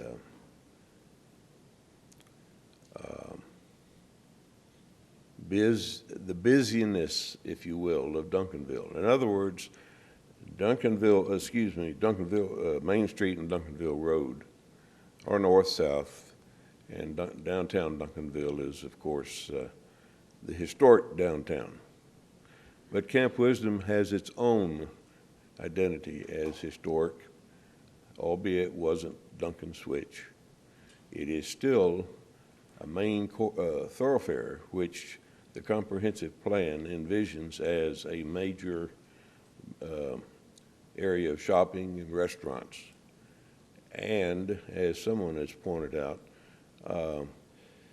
is to interact with downtown Duncanville by walkable walkways and so forth. The point I'm making is we have emphasized highest and best use, And we haven't really defined what that is because we really didn't know what that was. We just have a general feel of what that means for Duncanville. It'll mean something different perhaps for some other city. But highest and best use for that property, which is one of the premier properties on Camp Wisdom Road and Main Street in Duncanville, does not spell gas station. Gas station we need, convenience stores we need, but not there. That is a prime piece of property that can be groomed and strategically planned. This is where land planning comes in. And we have a new ingredient in that land planning for that intersection, and that is this engineering work to be done to make that drop-off across the railroad tracks easier. That's going to affect all of the properties around that intersection. And the sooner we move the engineering along to make those grades work for all of those properties in there, the sooner we will have a better feel for how we can accommodate whatever uses. Because if we go ahead and put a convenience store in there, that may limit us in some other ways.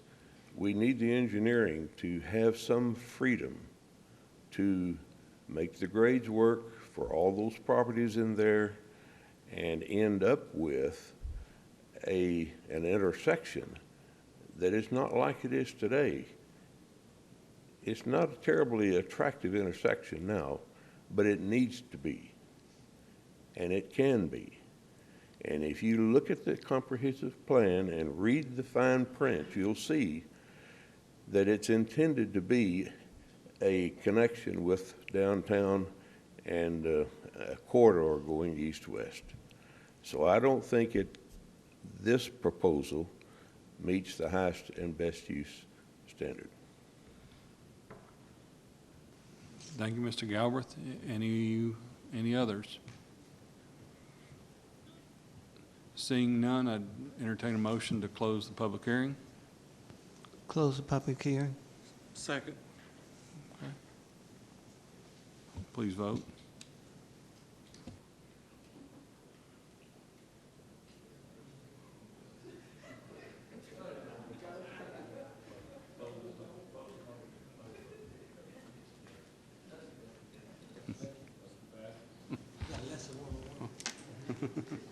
Mayor Pro Tem, since the public hearing has been closed, it'd be next custom to call for a motion. I would ask the motion be stated in the positive to avoid the problem we had last time where no means yes and yes means no. And I would remind the council, just because you make a motion to approve the agenda doesn't mean you are in favor of it or you have to vote for it, but I think it's easier to follow for the record if you state it in the positive instead of the negative. Thank you.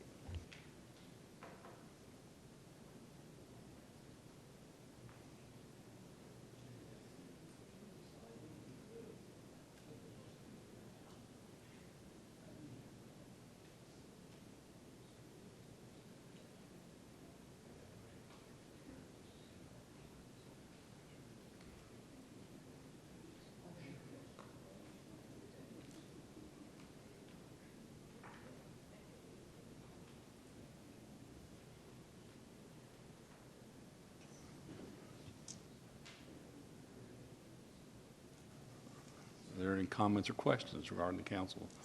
From the council regarding the motion? Okay. Mr. Anderson. I just want to say one other thing. I want to, first of all, tell Mr. Smith I eat at both of his McDonald's, probably way too much. I'm not against McDonald's or any other franchise or any of those things. I'm against it being built the way it is. I would like to see it built in more of an urban way, like the McDonald's on Irving Boulevard in downtown Irving.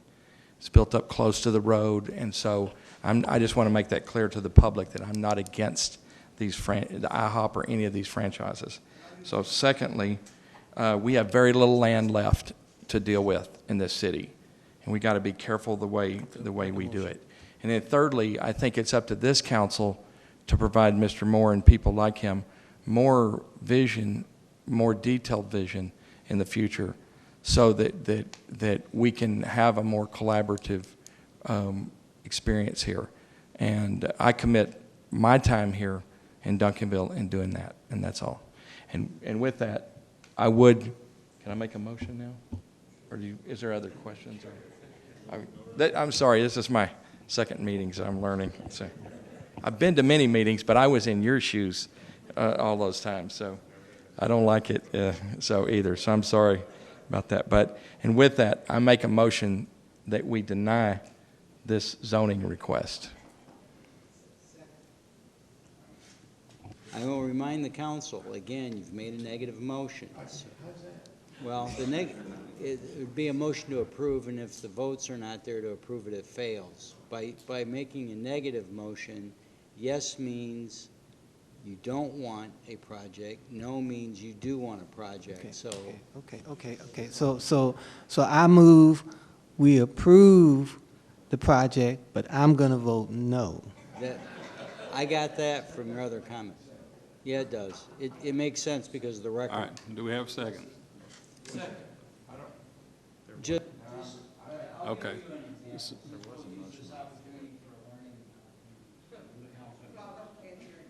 I'm sorry, we'll use this for a learning opportunity. Every act that's ever passed in any legislature is always sponsored by somebody. That's required. We don't do that down here. So the sponsor brings the motion forward. So if through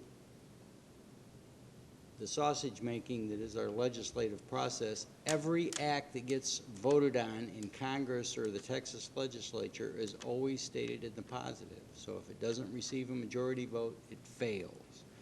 Because we are who we are and what we are and how we operate, we don't go through that process, so we make motions.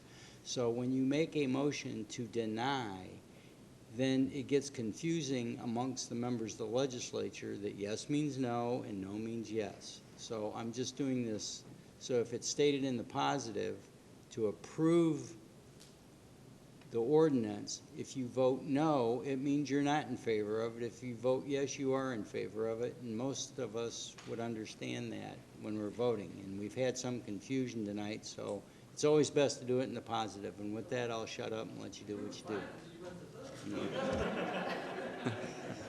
Okay. Councilperson Anderson. Mr. City Attorney, I mean, I understand what you're saying, but, you know, my motion is to deny this. And so in no way would I make a motion to approve it. Or if Councilman Harvey is voting to deny it also, I'd hate to force him into making a motion to approve it, hoping it would lose. And so my motion is to deny this. And so if I voted, it would be yes when I vote. And then last time we did that, Mr. Cruz voted no when he meant yes. I understand, but I'm just making it clear right now, my motion. We're working with him, though. All right, so we have the motion. We have his motion. It needs a second. Yours was the first motion. But it needs a second. It has not received a second yet. He did? He did receive a second from Councilman Cook. Oh, okay. All right. You can do what you want. I'm Okay. just going to have to unravel That's the right. Gordian knot that you're making. I'm fine with that. That's what you pay me to do. Okay. So. Yes is no, no is yes. So, Mr. Anderson, will you please state the motion again? I'm making a motion to deny this request for zoning, and that means I'll be voting yes up on that board there. Okay. Let's.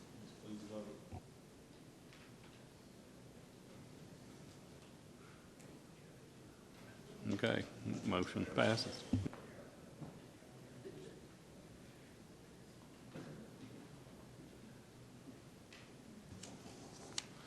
All right. D, consider a resolution approving the terms and conditions of an infrastructure. I'm sorry, C.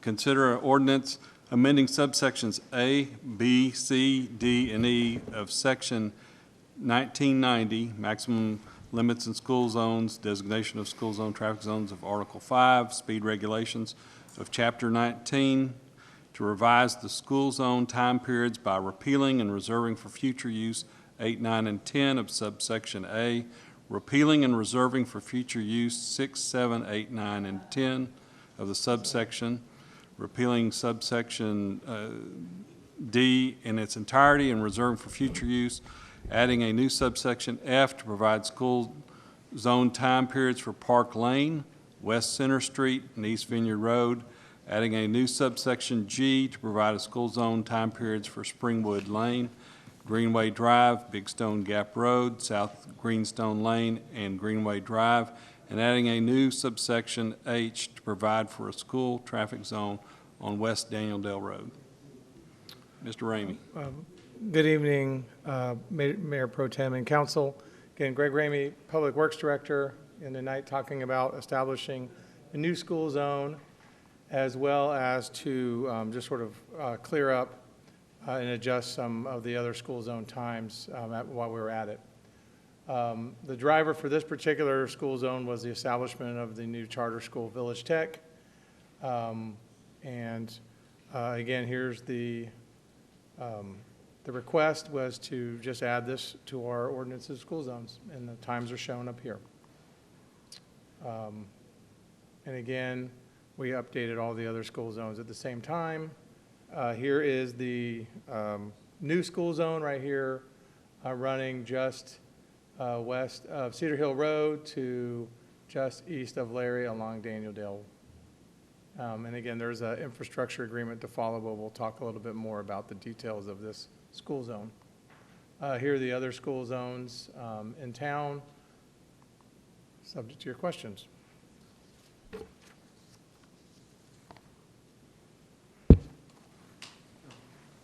Councilman Cooks.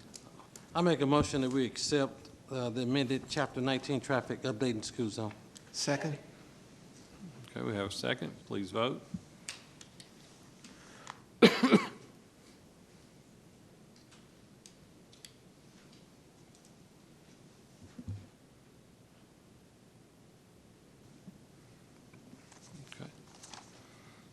Item D, consider a resolution approving the terms and conditions of an infrastructure development agreement with Village Tech Schools for the placement and maintenance of a school zone on West Daniel Dale Road. Mr.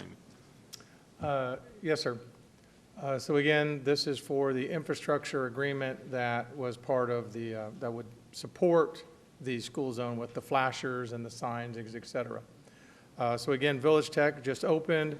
When they opened, we observed some children that were walking along Daniel Dale and across Daniel Dale to get to cars or get to the neighborhoods. And so we talked with Village Tech and the police chief and again, established the zone. We've been talking with Village Tech again. This is one of the infrastructure agreement is that Village Tech would build the school zone and all the flashers and et cetera at their expense, and then they turn it over to the city, and then we would maintain it like we do with all the other school zones in the city that we have for the ISD. Again, you should have an 11 by 17 just detailing this and better visibility for you. The red dots roughly outline the limits of the school zone, and you'll see in the middle there the current school. And really what we're talking about is some speed limit signs with flashers, some school crossing signs, and then you see on the east side of it an approach as you get to the school zone because there's some visibility challenges on that east side, letting people know that the school zone is coming up. Again, we recommend approval subject to your questions. Mr. Cooks. Just a quick question. Do you know if they've offered a crossing guard there at all? I don't, I can't talk to the crossing guards. That's a police for the, Whether it's again, Village Tech is here as well. So whether it's volunteer, whether David, are you having a crossing guard there at all at this? Currently, for the students that walk across that bridge, we have a staff member that walks them across the bridge. Okay. All right. Thank you. And then the other question is, how will we with that new light being installed, will we have public safety there to have people to recognize that's a new school zone at this point? They're used to it. Yes, not when being we, school there are particular rules that we put out when we establish new zones. For example, when we installed the no U-turn up at Larry, we flagged it and let people know ahead of time. These are typically what we do with the school zones. Again, they'll run the flashers a little bit ahead of time, bag them, let people know that they're coming. And so, yes, we do make sure that the public is notified that there's a new school zone coming into place. Yes, sir. I would wish, I know we're not talking about Cedar Hill, but it'd be great if we had some type of sign there as well with flashing lights saying either no left turn or go straight or something to help with that traffic flow there as well. Now, that's not a part of the school zone, but I just had to throw that in, okay? We can certainly look at that. All right, thank you. I'd like to make a motion. I'd like to make a motion that we accept Village Tech infrastructure agreement for the school zone. Okay, we have a motion and a second.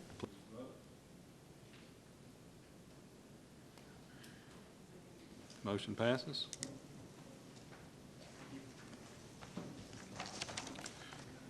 Item E, consider an ordinance amending ordinance number 2035 fiscal year 2018-2019 master fee schedule to reflect changes required by passage of House Bill 852 by amending the section titled Public Works as provided in Exhibit A to repeal the Public Works building permits of residential commercial building lines 29 through 39, page 9, and replacing it with new building permits of residential commercial building lines 29 through 39 to provide a new fee schedule. Good evening, City Council. My name is Jim Schlachter. I'm the building official. Okay, which one am I pushing the wrong one? There, whoops, wrong way. Oh, there we go. Proposal is request City Council approve ordinance number 2350R, amending fiscal year 2018 to 2019 master fee schedule to repeal the Public Works building permits and residential commercial building lines 29 through 39 and replacing with new building permits commercial building lines 29 to 39 to reflect the changes required by passage of House Bill 852. Currently, Duncanville assesses their building permit fees based on Table 1A of the master fee schedule. These permit fees are offset the cost of city inspections for new constructions, renovations, and ensure new work meets code. With the passage of House Bill 852 on 5/21/19, cities will assess building permits fees based on either square footage or charge a flat rate. The building official office proposes to assess building permit fees on square footages. We estimate the changes will be a cost neutral to our customers. This is the residential fees that we've come up with. As you can see on comparison, I can go over them or we can just look at them. Foundation projects based between $5,000 and $8,000. The permit was between $125 and $175. We're proposing a flat rate of $150 for residential foundation repair. New construction, same as a $250,000 house. The permit fee was $1,625. That's working out to 63 cents a square foot. A new permit fee at 63 cents a square foot for the same project is $1,512. Garage conversions, just all the way down the list. Basically, like I said, we tried to do a project neutral. We're not trying to raise rates, but without passing this, we can't do Table 1A anymore. It has to go away. Commercial fees the same way. Parking lot assessed for a $125,000 project, which we just had, worked out to 19 cents a square foot. The permit fee is within $20 at 19 cents a square foot. Commercial remodel, which we just approved, this permit fee was $2,754. On the new rate, it's $2,805. New commercial construction the same way. Redeck, retaining walls, that was a tough one. We just decided to go linear footage at $1.44 a square foot. Any question, guys? Anything I can help you with, trying to make it easier to figure out? Okay, I'll entertain a motion. Approve. Thank you. Got a motion to approve. Motion passes. Okay, appreciate it, guys.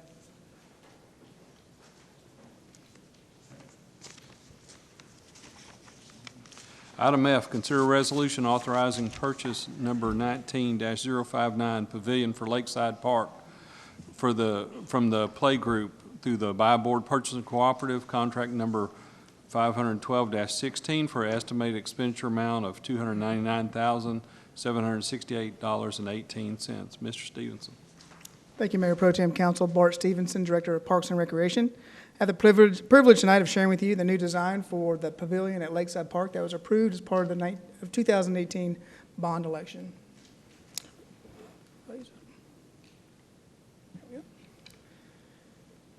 This item has gone before the Park Board, and they did recommend approval. Here before you, you see a rendering, a computer-aided rendering of the pavilion that we have selected. It is a steel structure using the color black with a dark green metal roof highlighted by stone-cladded columns. Unfortunately, their computer system does not include the slab which it sits on, so it does look a little bit funny on the bottom, but there is a slab underneath it, and it will also include a half-moon patio that I'll show you in just a second.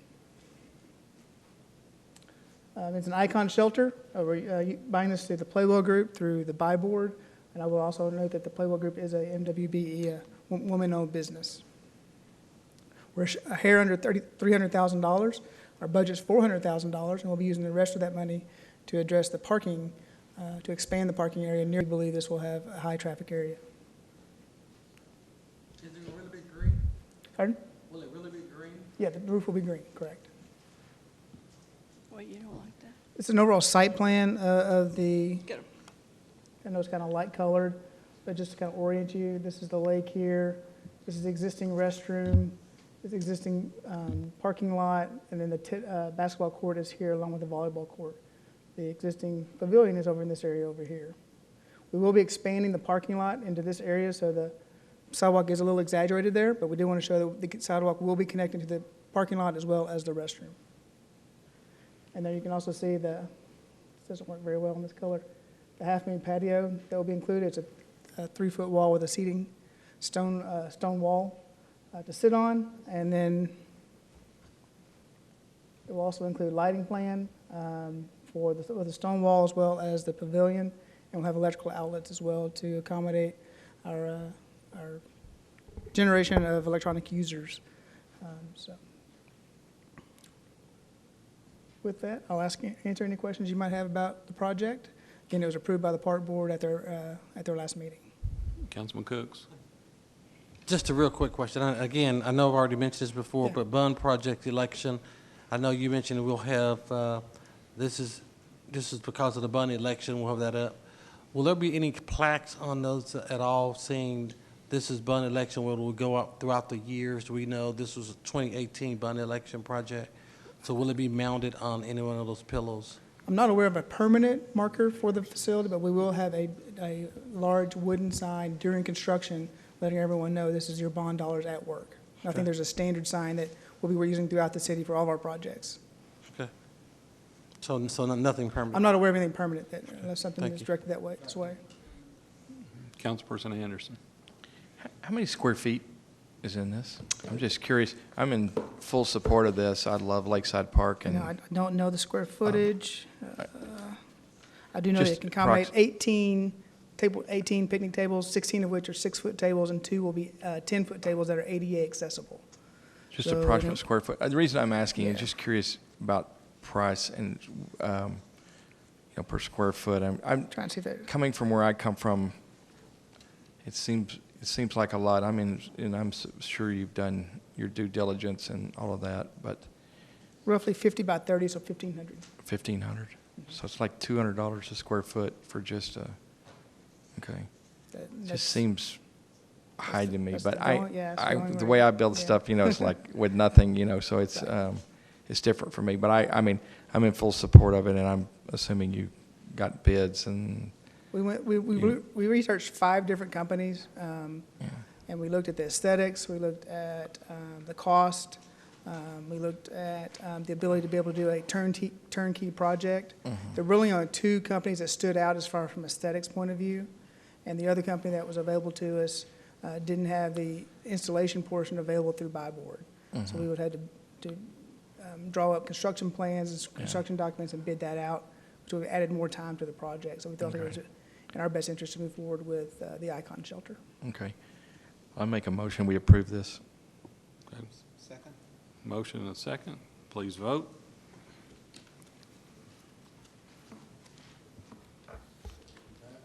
Motion passes.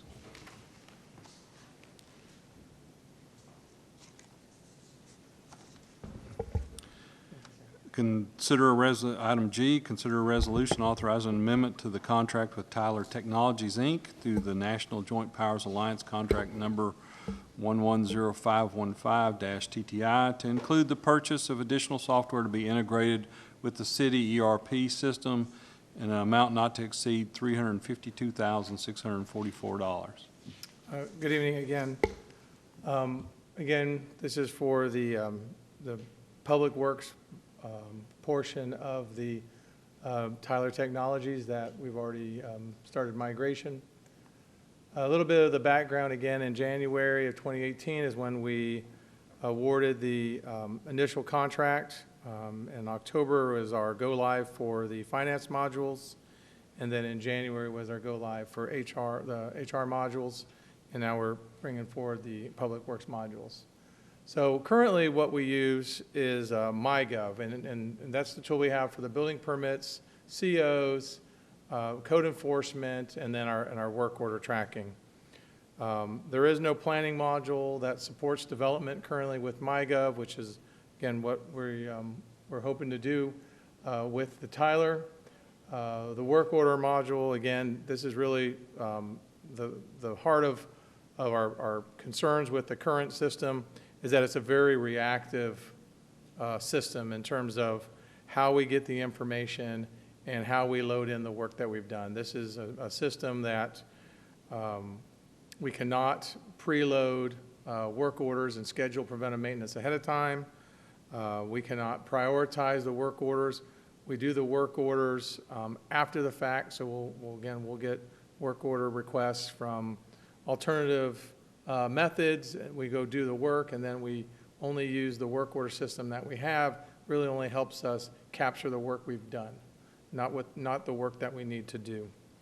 It doesn't have a really good way to, as in you say, service request, which would be a way for a citizen or even other entities within the city staff to request work, and then in turn convert it to a work order that can be tracked and prioritized.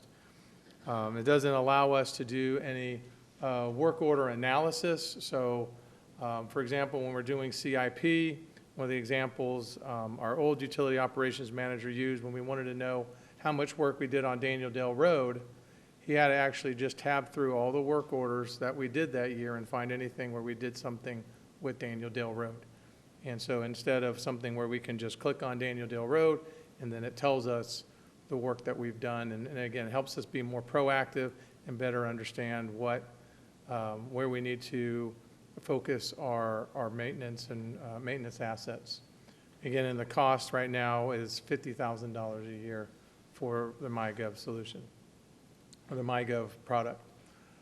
So again, here's the how we get our service requests right now. So we have folks that call, but we don't really have a good way to capture how much we get from the phone. They just come in all during the day, and we don't have a way to convert those into service orders and then track those. We get verbal requests. Hey, I was driving down the road and I saw this. Can you go out and patch this pothole or do whatever? We'll get emails. A lot of those come to us, again, from when you as council might get something from a citizen, or we'll get an email that says, hey, there's an issue that we need to get taken care of. hard copy. Utility billing basically has hard copy work orders that actually get scanned or hand delivered to the service center for them to support the utility billing and to have change outs. Because I told you before, we don't have a way to proactively schedule preventive maintenance. What we end up doing is just using Outlook to schedule reminders and say, oh, it's time to go and do this maintenance, and then we go do the maintenance, and then we load it into the work order system, and then again, we have the city website.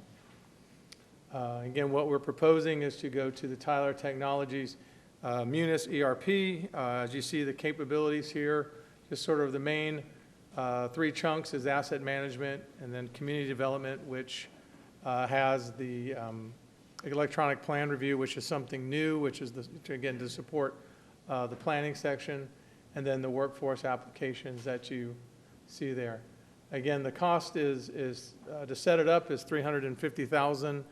Roughly a third of it's coming out of the utility fund and 2/3 is coming out of the one-time project fund. But we do have a reduction in the annual fees after that for $25,000. But again, I think we'll realize efficiencies immediately as we can start being more proactive in managing our maintenance activities. The timeline, as you know, with the other, or some of the council that have been here a while, the Munis, when we brought in the HR and we brought in finance, we find that it's about a 1-year timeline to fully implement any of the Munis modules. Again, you'll see here, we're trying to start this in July to early August. And then you can see what's part of the implementation. Again, our recommendation is for your approval, subject to your questions.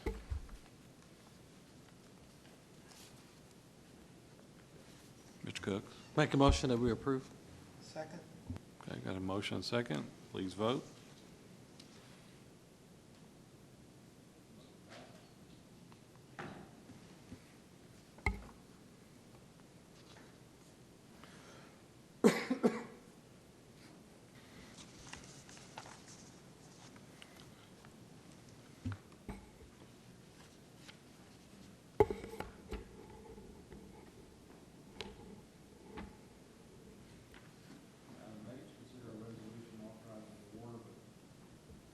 Pardon me.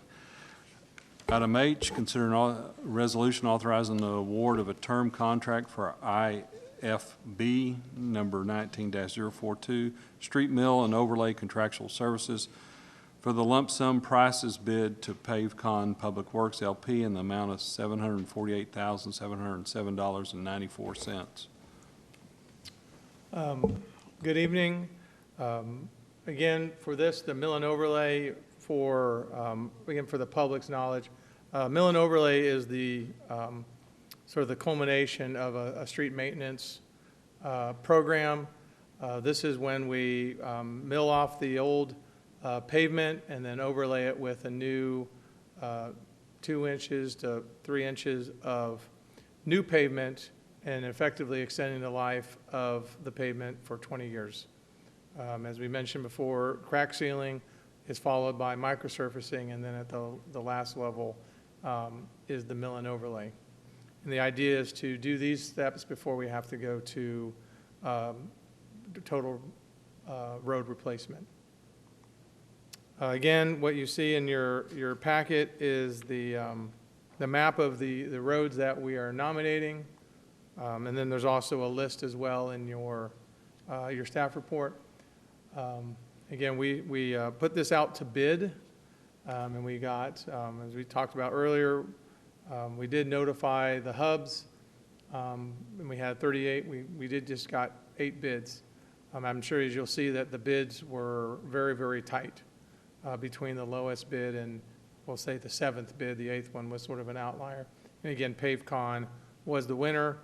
We haven't had any experience with PaveCon, but our street superintendent called all the references and called a bunch of the other cities and got positive feedback from them.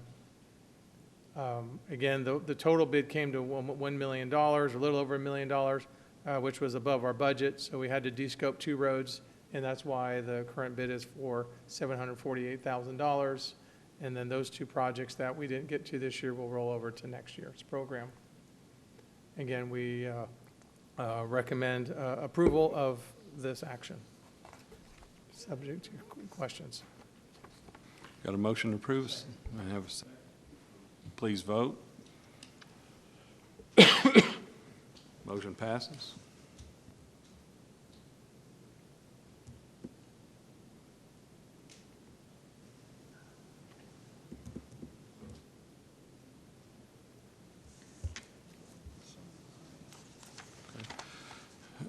Item I, take any necessary action as a result of executive session. On item 1, there no action will be taken. Item 2, no action will be taken. And on item 3, it will be deferred to our next regularly scheduled council meeting. Now for staff reports. Public Works, Corley, Mr. Ramey.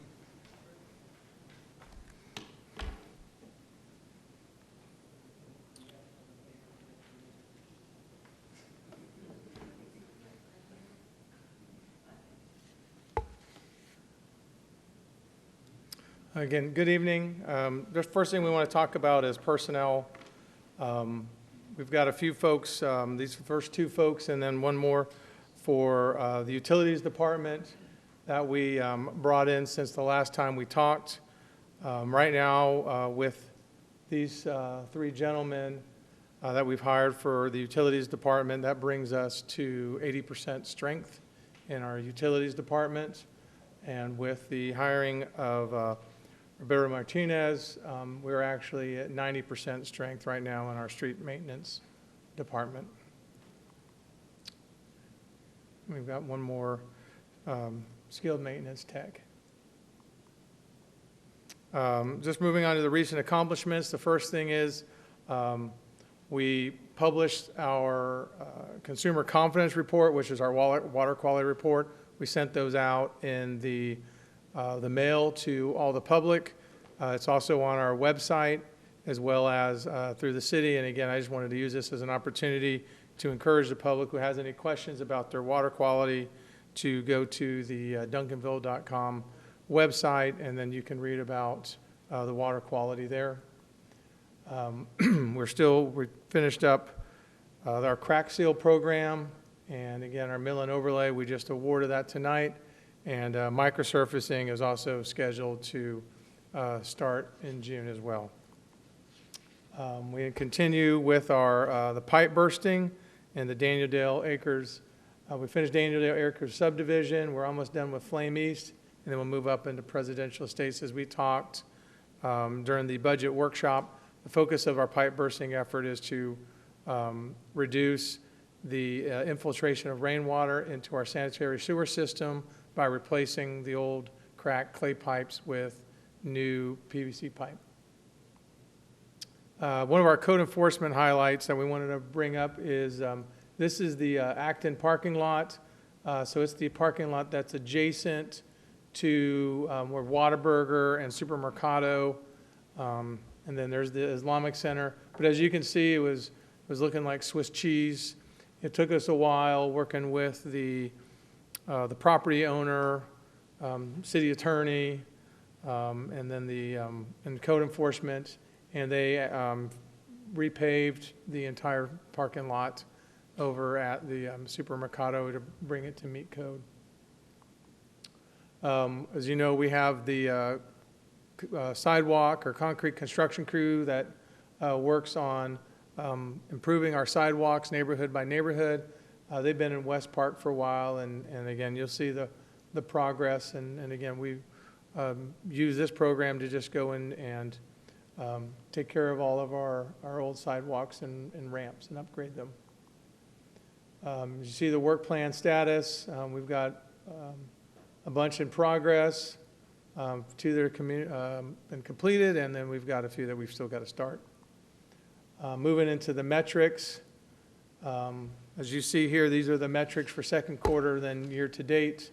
The valves exercising, as we talked about, our goal in the budget workshop is to do 900 exercise 900 valves a year, which is basically touching every valve once a year or every other year. Just due to manpower issues that we've had, we're behind on that. The large meters, again, our goal is to do 5% or basically a 20-year cycle on those. So it's 16 a year is our goal. Right now we're sitting at 2. The tanks, we haven't done any of those yet. We did our studies, but this is something we typically do in the summer when the weather is better. See the rest of the metrics for utilities. For street maintenance, done a really good job of getting out within 48 hours and getting the potholes fixed as soon as they're reported. You'll see that we've had a lot of drop inlets, but it's also tied to the rain that we've had. You see the utility cuts. The weather's impacted our ability to get out and get the utility cuts patched within the 10 working days, which is our goal. Moving on to traffic, we've got one last cabinet to replace for our year to complete the our signal or intersection upgrades that we do every year.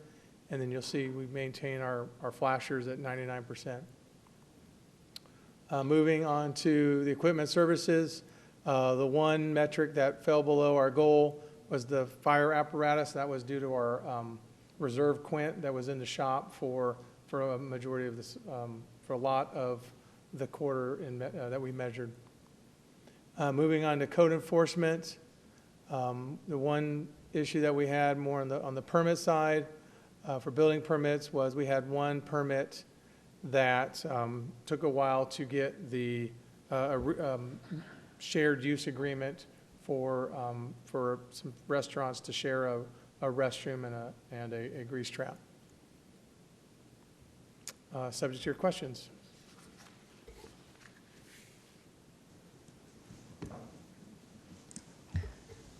Councilwoman Jameson. Restaurants share restrooms and grease traps?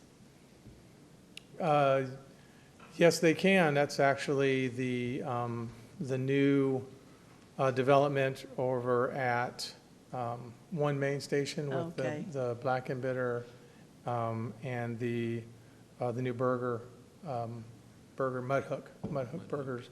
They all share those facilities at the restrooms and the grease trap there. And we had to get the shared use agreement in place.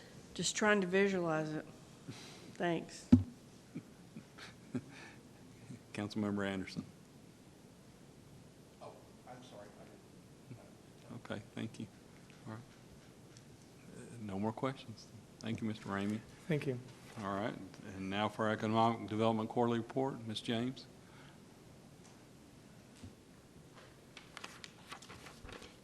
Thank you, Honorable Mayor Pro Tem and City Council. First of all, we would like to start off, as we always do, with our FY 18-19 work plan update. You can see there on Objective 2.05 is to explore opportunities to acquire key properties for sale or in foreclosure. As City Council knows, the DCEDC Board did purchase the former Toyota property at 730 East I-20. In addition, the city now has ownership of the property located at 727 Cockrell Hill, formerly known as the Shamyville Car Wash. We are working with the attorney, and we will be looking to develop that or work with the developer in the future on that project. Objective 2.06 is to assist in tourism. This is an ongoing effort. ED staff, economic development staff, does manage the Hot Funds grants, and we do provide assistance to the Chamber of Commerce when needed when groups do visit Duncanville. We always provide the Chamber of Commerce with an updated list of the restaurant guide, and that way we can encourage those individuals to shop local. Objective 2.07 is to increase and improve marketing and branding. As Council knows, it is ongoing, and we are implementing the new logo. And I know a number of you are getting new business cards. Objective 2.09 is the Retaining Walls Art Initiative. This has started. It's been very exciting. It's a partnership with the Duncanville Design Studio Group. We have received some art submittals. Our first wall that we are tackling is on the corner of Cockrell Hill and Daniel Dell, so we're excited about that. We will be coming to council in the future with a proposed look for the art, and what we really hope to encourage the citizens to do is we're going to have some art days when actually citizens, residents can come out and participate and paint on the wall. It'll be, even if you don't know how to paint, you're not an artist, you'll still have that opportunity to come out and paint. In addition, the Design Studio Group, as well as the city, is also partnering with the school district. We've been very fortunate that one of the art teachers at the high school has stepped up and he's helping lead the charge. So we're very excited about that. Moving on to 2.10, host a yearly city council and business roundtable. This has started. We are currently looking at dates, most likely in August. That way we can meet with the businesses and gain input from them in terms of how they feel like business is going here in Duncanville and what other assistance that we can provide them to help grow their business and make them more sustainable. Yes, we are, and you and City Council is going to be invited as well. Meet. Oh, I'm sorry. Oh, eat. No, I'm sorry. Meet. I apologize. Objective 2.11 is complete phase 2 of the field house exterior improvements. This has been started. This is a partnership with the Parks Department, obviously, and the field house staff. We are getting quotes for the outdoor shade structures here in the next couple of weeks, and so we look for this project to be completed by the end of the summer to have those second phase completed. And again, the point in doing that and the whole purpose is to be able to increase the competitiveness with the field house and maintain that competitiveness with the new facilities in the surrounding metroplex. Business retention and expansion efforts. This time frame runs from January till May. Working with existing businesses, we worked with 19. That includes everything from assisting when they had issues that they needed to work with the police department, there were some code issues, and a lot of times that's one thing that economic development's able to do is kind of serve as that middle person between the business person and code enforcement to try to help them come into compliance in a happy manner. So that's something that we try to do. We do also provide leads to businesses on a regular basis whenever we get those in, and different opportunities that we see that maybe they can provide business to. That's something that we do on a regular basis. Property owners and property managers, we did work with 12 different ones during this time period. Again, that includes everything from A.W. Brown School. We worked with them and still are with their property and what their future plans are, and hope to work with them in the future on developing that property. In addition, we do, economic development does serve as the business advocate for new businesses coming to town, so we do serve on the pre-development meetings, and we really try to represent the businesses. So we look at different ways that we as city staff can improve the process, and also that we can work on better ways to be more business friendly, which Public Works and Planning has done a fabulous job. Moving on, in terms of the market update and highlights, during this time period from January to May, there was 580,106 square foot of commercial space was either leased or built. That included 51 new businesses and 4 business expansions. You'll see here on the bottom left is a picture of the Genghis Grill remodel for their 3,400 square foot restaurant. And that's one thing that we are seeing that's very positive in Duncanville, is that those businesses, and I've seen that here in the last few years, those businesses that have the opportunity, either they can close because they need to put more money into their current location, or they can invest, and they're choosing to invest, so that's very exciting. Cox Farms Nursery expanded their retail space by 6,000 square feet. This is one of those projects, and we always talk about in terms of how long it takes to get projects off the ground. You heard the developer earlier Matt when he was talking about, you know, McDonald's started their discussions in 2015. He said 2014, I think it was early 2015, and they've been open just over a year. So it does take a long time. Economic Development spent over 2 years working with Mr. Cox on his project, and it's coming to fruition, so that's very exciting. Mr. Cox had the choice of, and he talked about this regularly, of whether he wanted to close his current location and move because he had opened in different places. What he wanted was to expand his plant sales, and he was not going to be able to do that in his current location here in Duncanville. And so he did, as you know, purchase a property across the street. Unfortunately, that property did not meet fire regulations because it was not accessible in case of a fire for the fire department.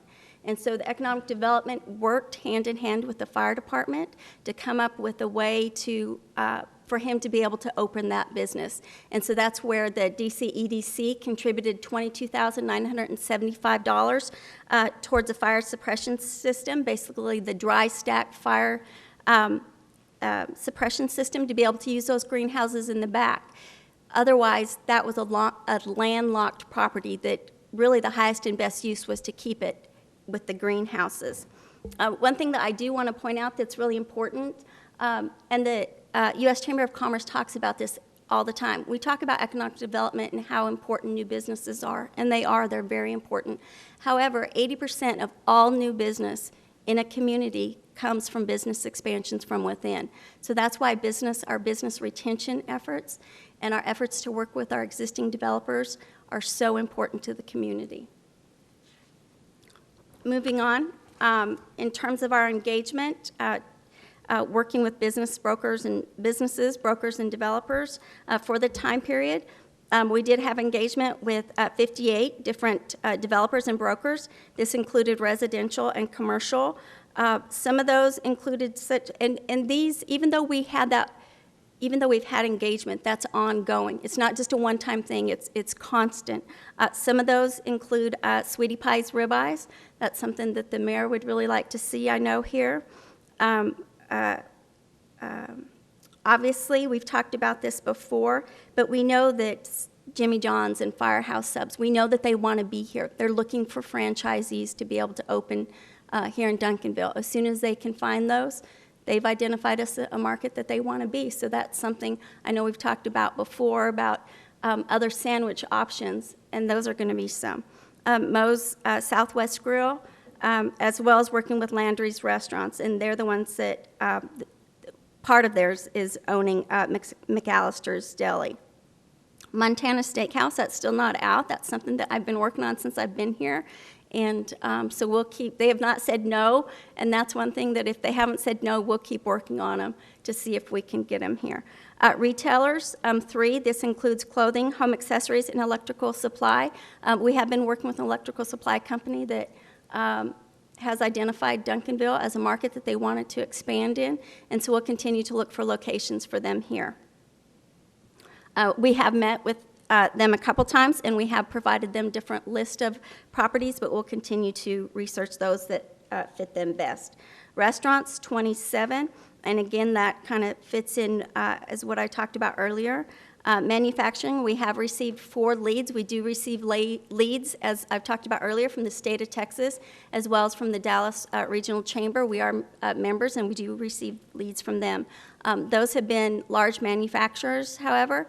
As you know, the Nance property is really our last available large industrial property or heavy commercial property.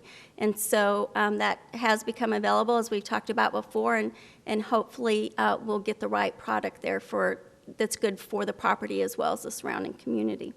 Other, in terms of entertainment venues and weight management center, I just want to point out that's something that the mayor's wanted us to pursue, and so we've continued to pursue soda weight loss as well. Flick's Brew House and Heyday are 2 of the entertainment venues that we continue to engage with. And again, in terms of the information and what we do have a pitch deck that when we engage these, that we provide them demographic information, we provide them leakage or gap analysis information, so that they know that there is a market here in Duncanville for what they have to offer. Obviously, we're always looking at those, anything that we can find that are those special niches and those specialty stores. Obviously, that's really what makes your sense of community, so we continue to look for those opportunities as well. In terms of additional activities that the board's been involved with, the board did approve 2 grants to have our properties, including a paint grant and an architectural improvement grant totaling $9,467, which the council had approved. And Mr. Cooks had suggested getting a sign, ordering a sign to go out in front of those projects, and we are ordering the sign, and so you will be starting to see those in front of projects. The DCEDC board approved a $5,000 incentive paint grant to Redbird Skateland. And I'd like to back up real quick. If you haven't had a chance to go by Have Our Properties, you need to go by. The paint is done, and the awning is, it might be complete today, but it was almost complete yesterday, and it has really transformed the building. Edie attended 2 major retail recruitment events, including the Red River States Conference and the deal-making event,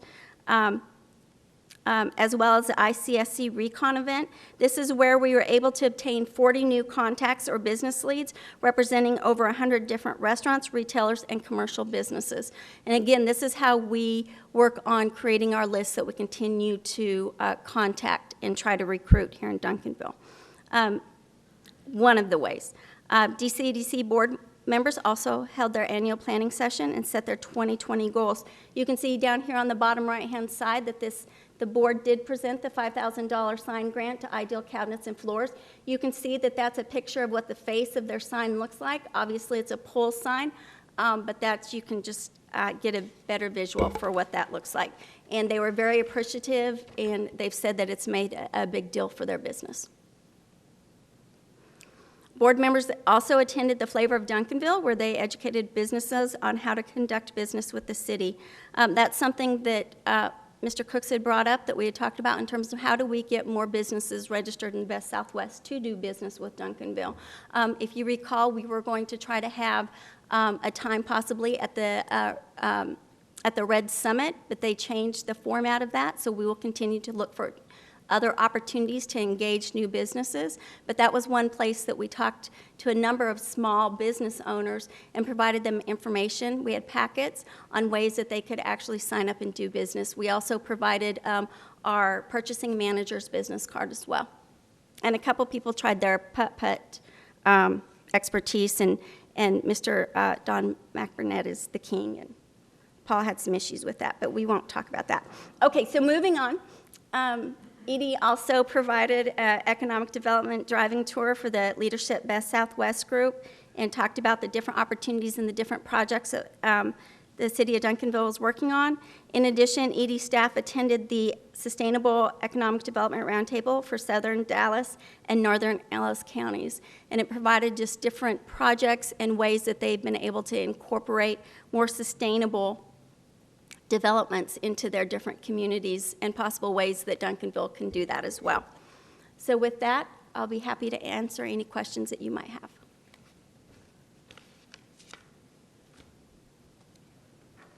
Seeing none, thank you, Jessica.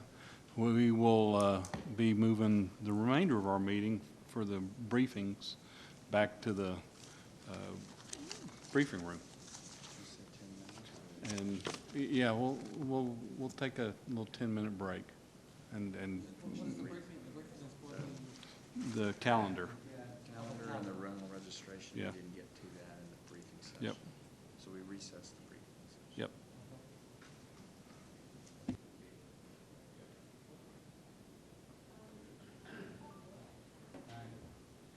Okay, and and the time is 10:03. The annual city calendar A briefing. And we're going to defer the item B to the next. And yes, and item B, we're going to defer to the next council. So what?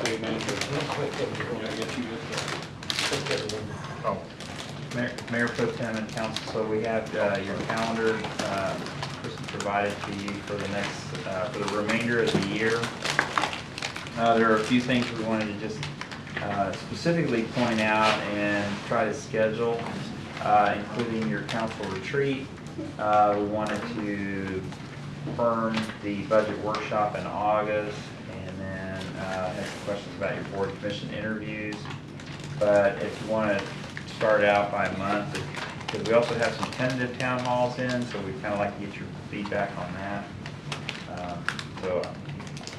Let me just start out with June, and let me just kind of run through the things, and then we'll kind of come back to those topics if you don't mind.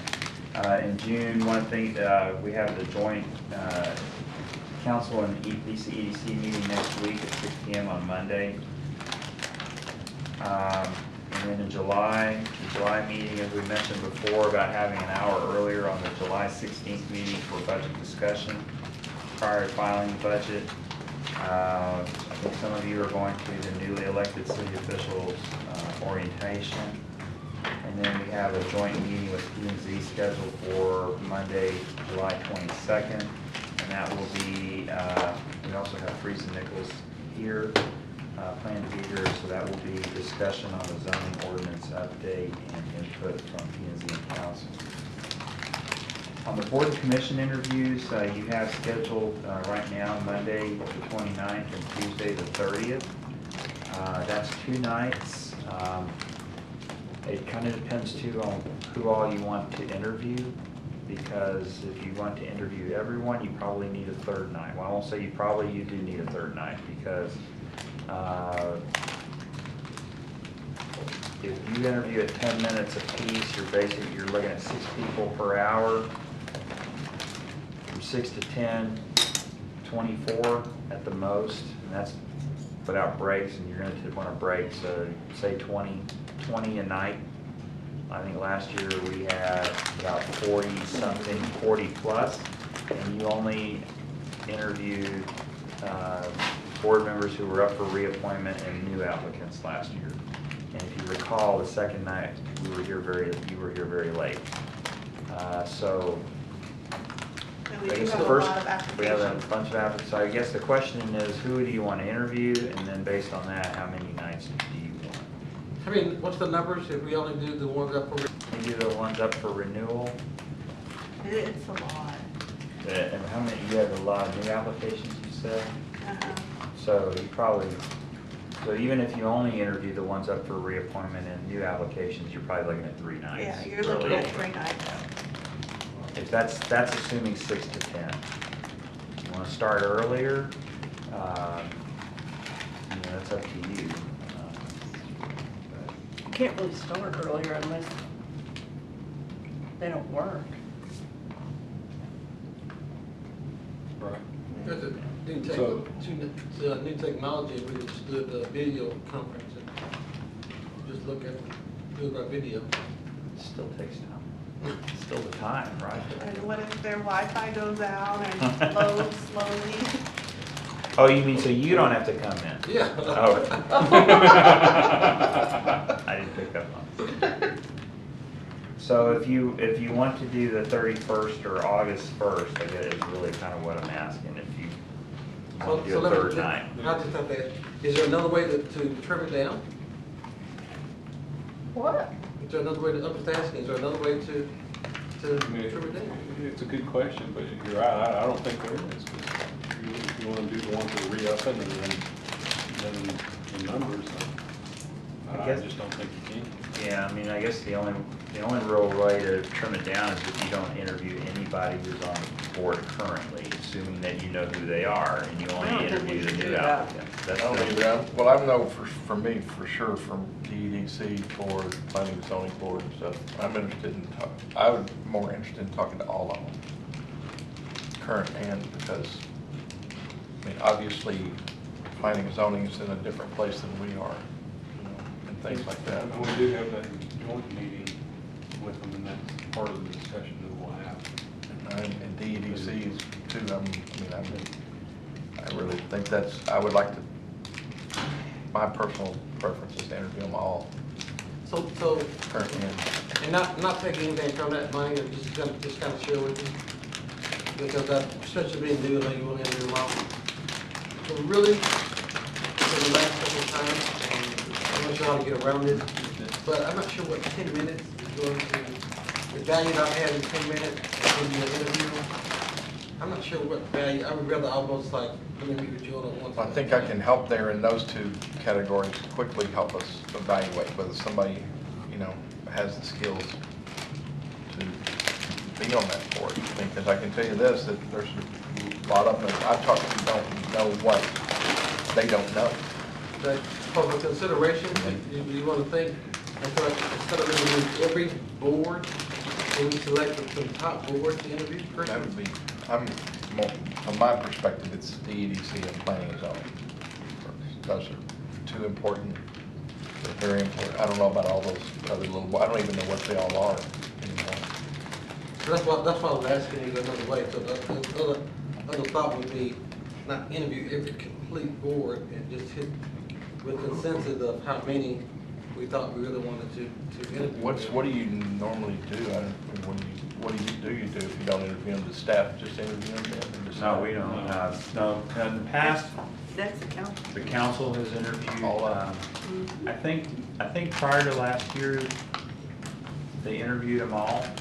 Last year, I think the council decided to just interview the ones up for reappointment and the new applicants. But prior to that, they were interviewing all, and I think they did 3 nights. Councilmember Jameson, wasn't it 3 nights that y'all were doing then? Yeah. I can also say, when people are turning in their applications for reappointment, the biggest question is, do I really have to come back for an interview?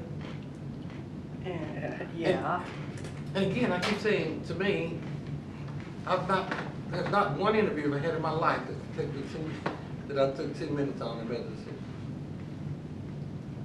But I don't take anything again. I don't take anything away from you. And you only take the best of what you've got, right? To apply for the board. So it's a matter of taking the best, right, of the applicants and putting them on the board. Or who we think is the best. I'm just making a recommendation instead of having. It's not like we're interviewing them for board a job. We're just interviewing, if we interview 10 candidates for 5 spots, we're getting the best 5, right? Am I right? They applied to different boards. But if we interview, if there's 10 that have applied for planning and zoning, then we're looking for the best 7. Well. But that's objective. Well, it'd be collective. It is Collaborative with collective. us. I Right. mean, it's collaborative. Also, you have half But of still the board. subjective. Half of the board is up for reappointment this year and half of the board is not. You have the ability, the council, to remove a board member at any time. But if you're removing them in the middle of the term, that is sending a different message than if you are just not reappointing them. Right. So you don't interview those that then, if their term's not up, then I would think it's not fair to jerk them off the board unless they're not attending or doing something. Well, we have to look at that because attendance is one of the. We will provide that information to you. Mr. Harvey, you have any thoughts? Well, I agree that I would really be reluctant to toss a person off the board if their term is not up and they're willing to serve. If they say, well, something's changed in my life and I can't do this anymore, then that's different. But if a person. Or if their attendance is not good, or if they don't ever show up. So I guess really what I'm looking for is a consensus. Do we want to go ahead and do the re-up and renew? That's what I'm looking for, consensus. Yeah. Okay. And I We need a guess- 3rd night. And I guess attendance. So not the existing ones, not the if they're not up and their attendance is good, then you leave them there until they come up. I agree. I'm okay. Right, we want to see the You can always attendance on remove somebody if everybody. you want. Because somebody might not be attending, but if they're attending, Probably should. the term's not up, then they get a pass. So, looking at the calendar, we've got the 29th, 30th, August 1st work. You know what, I think at some point too, and we addressed this last year, for those of you that are new, that we probably ought to address some sort of code of conduct for board members. because it makes it very difficult if you have to work with someone who is vocally saying things about you as an elected official, and you put them on boards. And then you turn around and you're supposed to have some sort of respect, and it's very difficult to do that when, you know, if you're a citizen, do whatever you want, but when you're on a board, I think there's a level of conduct, kind of like us, that you can't just go out. Can't you just come to council and say, I want to remove somebody from a board? Well, Or can't you, for their conduct? Council can you make can that do decision that. at I've any never seen time. anybody do it. If somebody's doing something, you could make that suggestion, right? Is there a... Council can. Well, we did have a board member once who was attacking a council member, and the mayor said that they would get them back in line. Because a friend of his, but, you know, I just How would think- you do that, Kevin? Would she just should bring it, put it on the agenda and have it brought to a vote? Yes. But, I mean, what would be wrong with just having a code of conduct and saying, you know, that when you're on a board, you should have appropriate behavior, that you just, you know, if you want to be a citizen and blast somebody, go ahead, but if you want to be on a board, control yourself.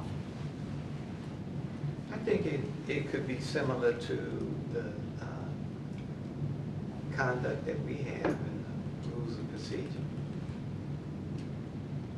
Yeah, so that way you would have to reinvent the wheel. And so, Yeah, let's do this. so you can't ever mention a council person's name? Is that in the rules of Yeah. procedure? You don't mention someone's name when they come up to, that'd be fine. Because that's what I'm thinking, you know, if you're a citizen, you want to blast someone, blast away. But if you're on a board and then we have to work with them and they've been doing that, it's very difficult because you just think, I don't have any respect for you. Why don't you make a recommendation to some conduct to the Well, council? No, we have rules of conduct. We have that. That's what I was just saying. So very similar to the rules of conduct that we have. Sorry, council, since the attorney's not here, I'm going to act as the attorney, but the item on the agenda is to discuss the calendar, and so we're getting way off track on that topic. But that is that would be on the calendar. We had a meeting to Right, do. so what I would suggest is you can have that discussion when you have your board and commission interviews, then that would be an appropriate discussion at that time. Then you if want to have it look at before we something start else. interviewing? Have what? The Yes, discussion. to make the decisions ahead of time of what we consider Appropriate behavior for. appropriate. So you want to do that as part of your meeting, and so, Yeah. but you can do it during that meeting, but not. So are we waiting until after they get on the board, or are we going off pre-existing blasting? I think. Because that would deter a lot of folks. I mean, they're trying to volunteer. Deter if they couldn't blast you? No, I'm saying. There's not many people that do that, but there's a handful. I'm just saying, you know. We can tell people that are coming on the board that we are looking at providing, you know, rules of conduct. And when we finish with the rules of conduct, we'll give it to them, and then they can decide, okay, can I abide with this or not? And if they can't abide with it, I mean, no harm, no foul. That's right. You know, we won't be angry. Move So on. as our city manager attorney mentioned, let's go back to discussing the calendar. Okay, I'm sorry. What we're doing is just going to put it on there before the. Can be part of the first part of the meeting then on the 29th. Mhm. So, again, going back, the third night. So August August 1st, is that agreeable? August 1st is Yep. a Thursday. Thursday, Okay. 6 p.m. I'll be out of town. Just August 1st, or probably. I think we're leaving the 31st, actually. I'll let you know for sure. My daughter's making these, the dates, whatever, for some national competition in Florida, so. What's your computing? But we And if I stay too late on we Tuesday, have a- From the church. What would you say, Mark? I'm sorry. no, I was just saying, if we stay real late on the 30th, I'll be out of town on the 1st. You'll be out, okay. I said, if we stay too late, I will be. I'm just He's kidding. being facetious. Can we start at 5 and get them on 2 nights and not have the You can't really permit? do that because people work. Maybe you book the ones that can do it, and then some of the others can come later. There are very many that can come at 5. Oh, the applicants? Yeah. Yeah, And what we do is we offer them the time yeah. slots. And I give them time slots And and just do 2 nights?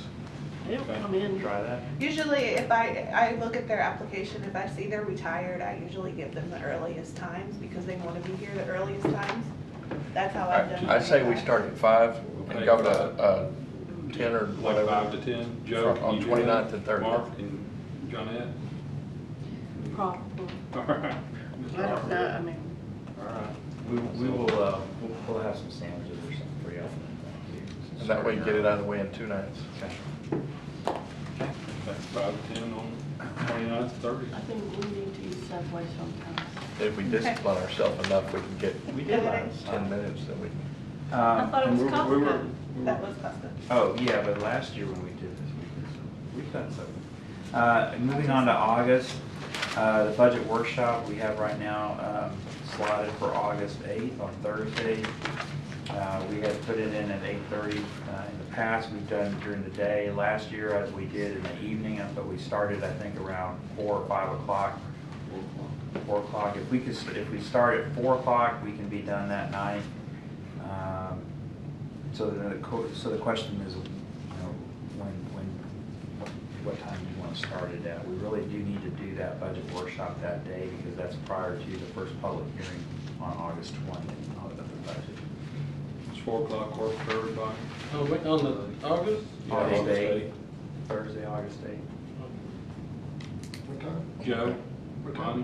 time? Would 4 o'clock work? Yeah, that'd be, I just don't Johnette? know what time. 4 o'clock? Yeah, probably. It's so far in advance, I don't know. Mark? Probably. That's fine. Okay.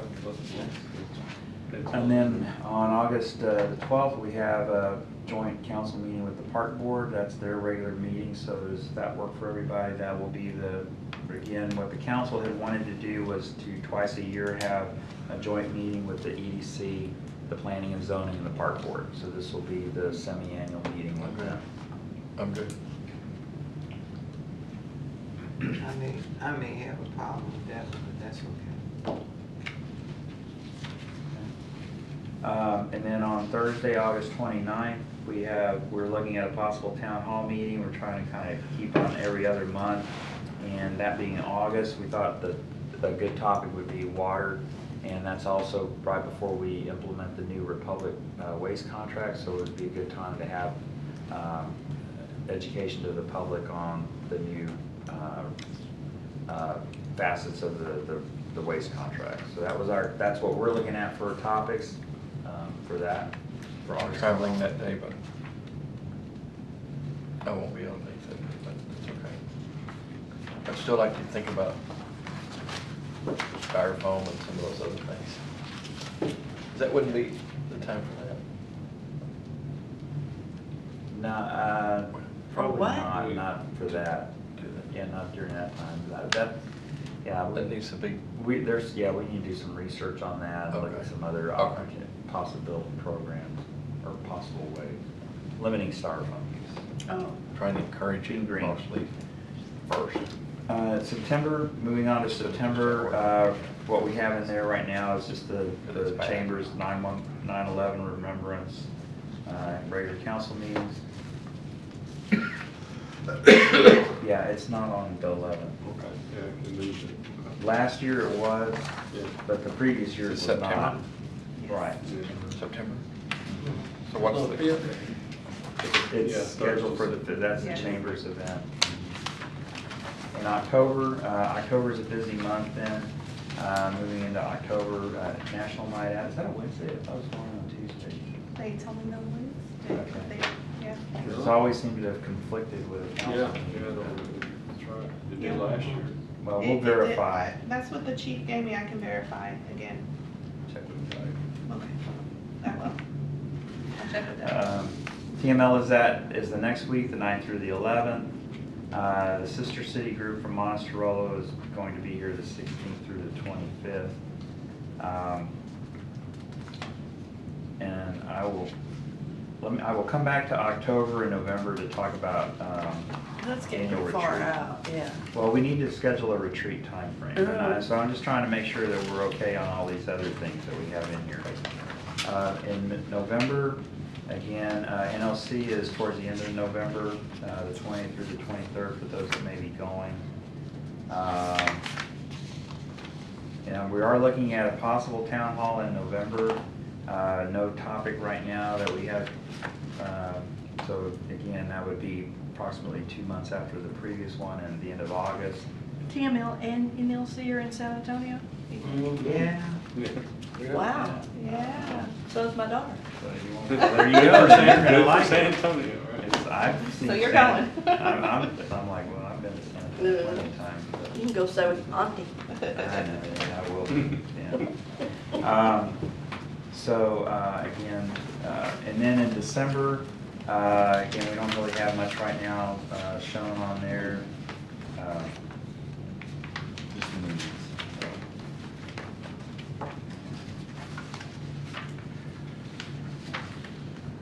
So in November, do we want to pick one of those dates, the 7th or the 14th?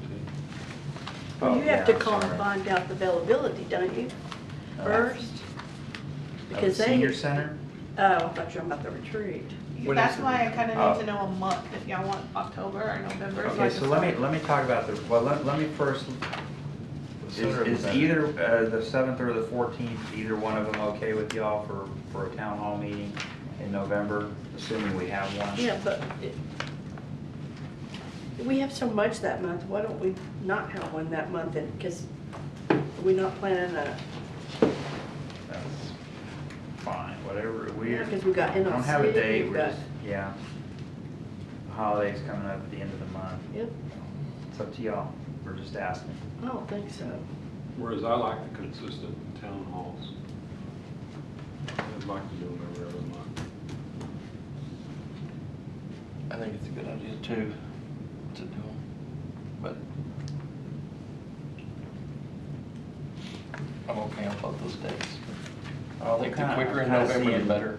Half and half, so we'll leave it on there for now. As we get closer, we'll see if we need to have one or not, but we'll kind of leave a date. So let me talk about the retreat then, and dates that would be looked at. So a couple of questions. In the past, the council has gone out of town for a retreat, typically to Granbury, 1 year, 2 years. 1 year went to Possum Kingdom, last year went to a little place right outside of town. So the question is do y'all want to, what, sorry, We've also gone to that, what is that other lake that is, Lake Whitney? yeah, That place is is it Whitney? closed. Yeah, that place Yeah, is Whitney. closed. I think you asked about that before. It closed? I think, Because yeah, I that was a think nice it's not place. there. But so the question is do y'all want to go out of town for a retreat, or do you want to stay in town, and that way you could go home at night? So what we could do is if you want to stay in town, we could look at getting a conference center like over in Grand Prairie or something, a nice conference center. I don't think you can do that. Why? What? Because the first thing citizens say is that you're spending money in another town like that. If you go out of town, they don't say anything, but if you're going right one suburb over, Unless you saw any hotels here in Duncanville then. Personally, I don't think we should spend the money going out of town when we are trying to, oh, we didn't do it. We're not, trying to save our doesn't matter. budget and stuff like that. Oh, So we're just philosophically, We're trying to save the budget. well, I am. So let's use the, Yeah. use I mean, I the just, it's a conference. it's a principle. It's to me. incremental thing, right? No, it's a principle to me. It's like, you know, you do as I say or you do as I do. So, I mean, try to, I mean, we want to cut taxes and you want to get, you know, we want to do, I mean, I think it's I mean, it's just, I mean, I'm not going to, if you decide you want to do something different, I'm okay. I'm just saying. The Just only gave thing you it my does- thought. The only thing Just it because I does, give you my thought doesn't mean it's the and the right. only thing it does is that it makes everyone stop and whatever they're doing and do that. I would prefer going out of town. So, because I do remember one year we had a retreat in town, and it was close to a railroad track, and every time the train came by, I heard it, and it really just threw me off. So let's just go out of town. I don't good in town. You said you were good. Say again, No, I'm Mark. good in town, I mean, with all the new with all the new hotels, I'll be good in town, so. They don't all have conference centers. I think the Hilton's the only one, isn't it? I don't know what the other ones have. They may have. Why a don't we meeting look for room. something kind of funky, kind of cool, like the Social Arts Center somewhere that's, I mean, we've had some of our, I mean, I've had a lot of conferences I'm involved in. And we go to some really cool oddball places that sometimes makes it better. I can just tell you, the citizens don't like it when you stay in town and go somewhere other than Duncanville. I Well, that's know, right in I town. hear from them all the time.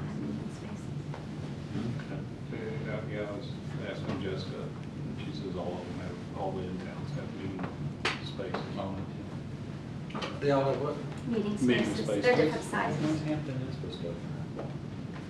August.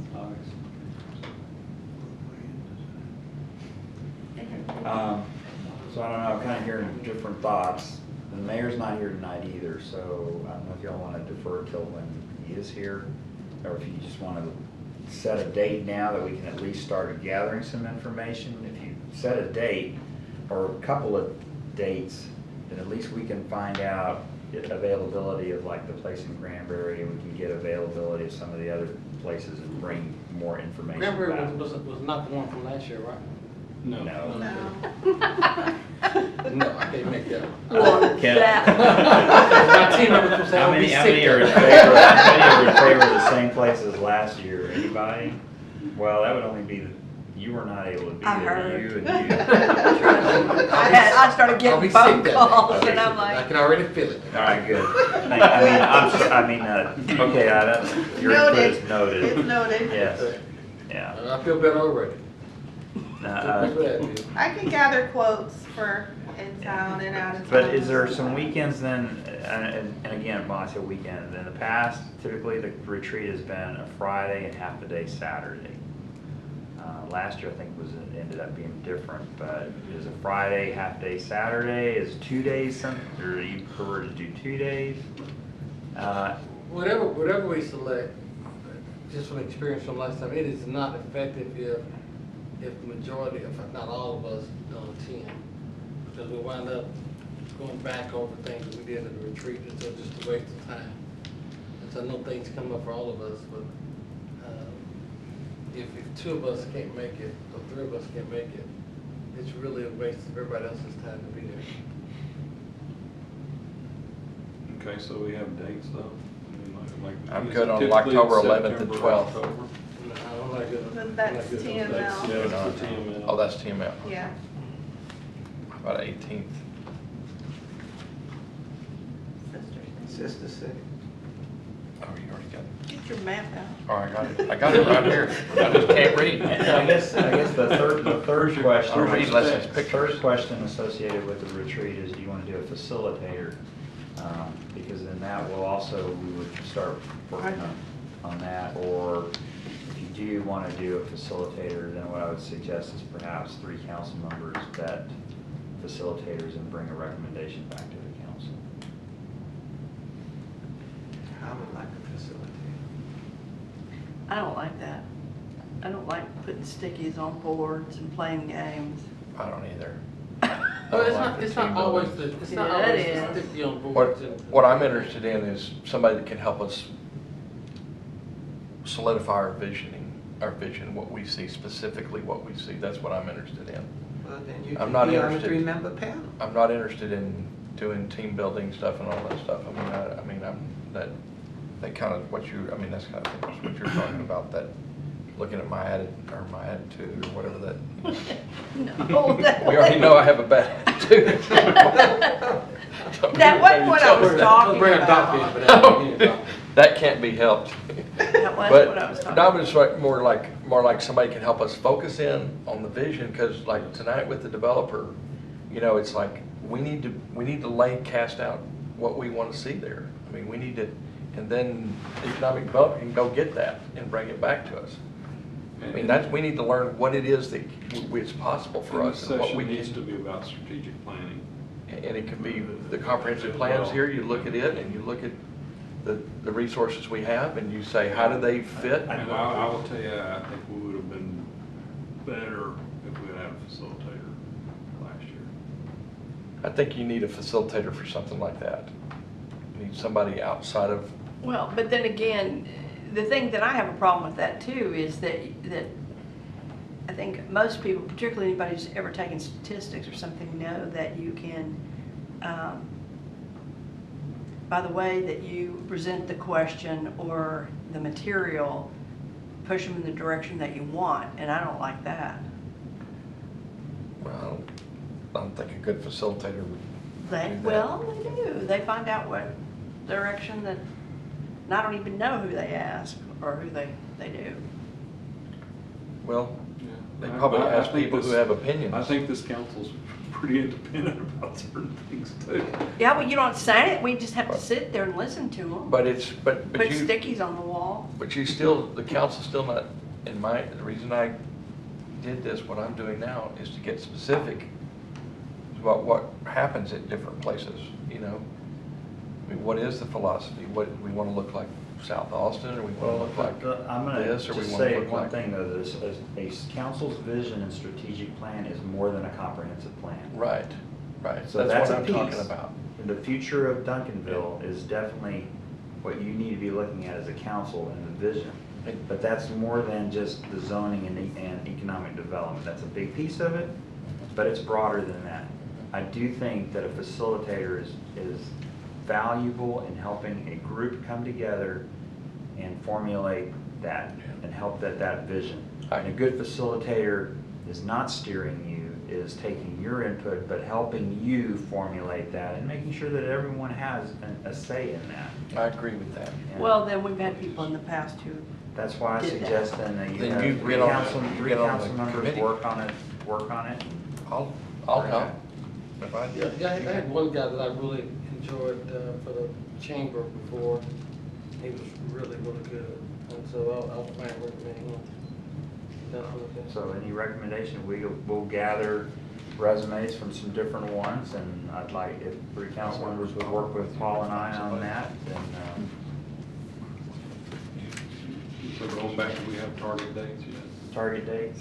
See, I think, and I'm thinking with the last one we had, so for some reason, I'm thinking that it was actually earlier in the. It was earlier in the It was week, like we did not do it. Yeah, I think it was a Monday and Tuesday. Yeah.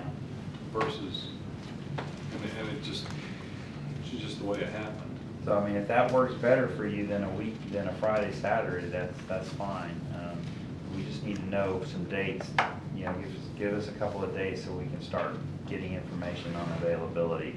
And just, if we wait too long, we will not be able to do that. And that's what happened last So year. you got November 1st, November 8th, November 15th. I'm looking toward the end of September.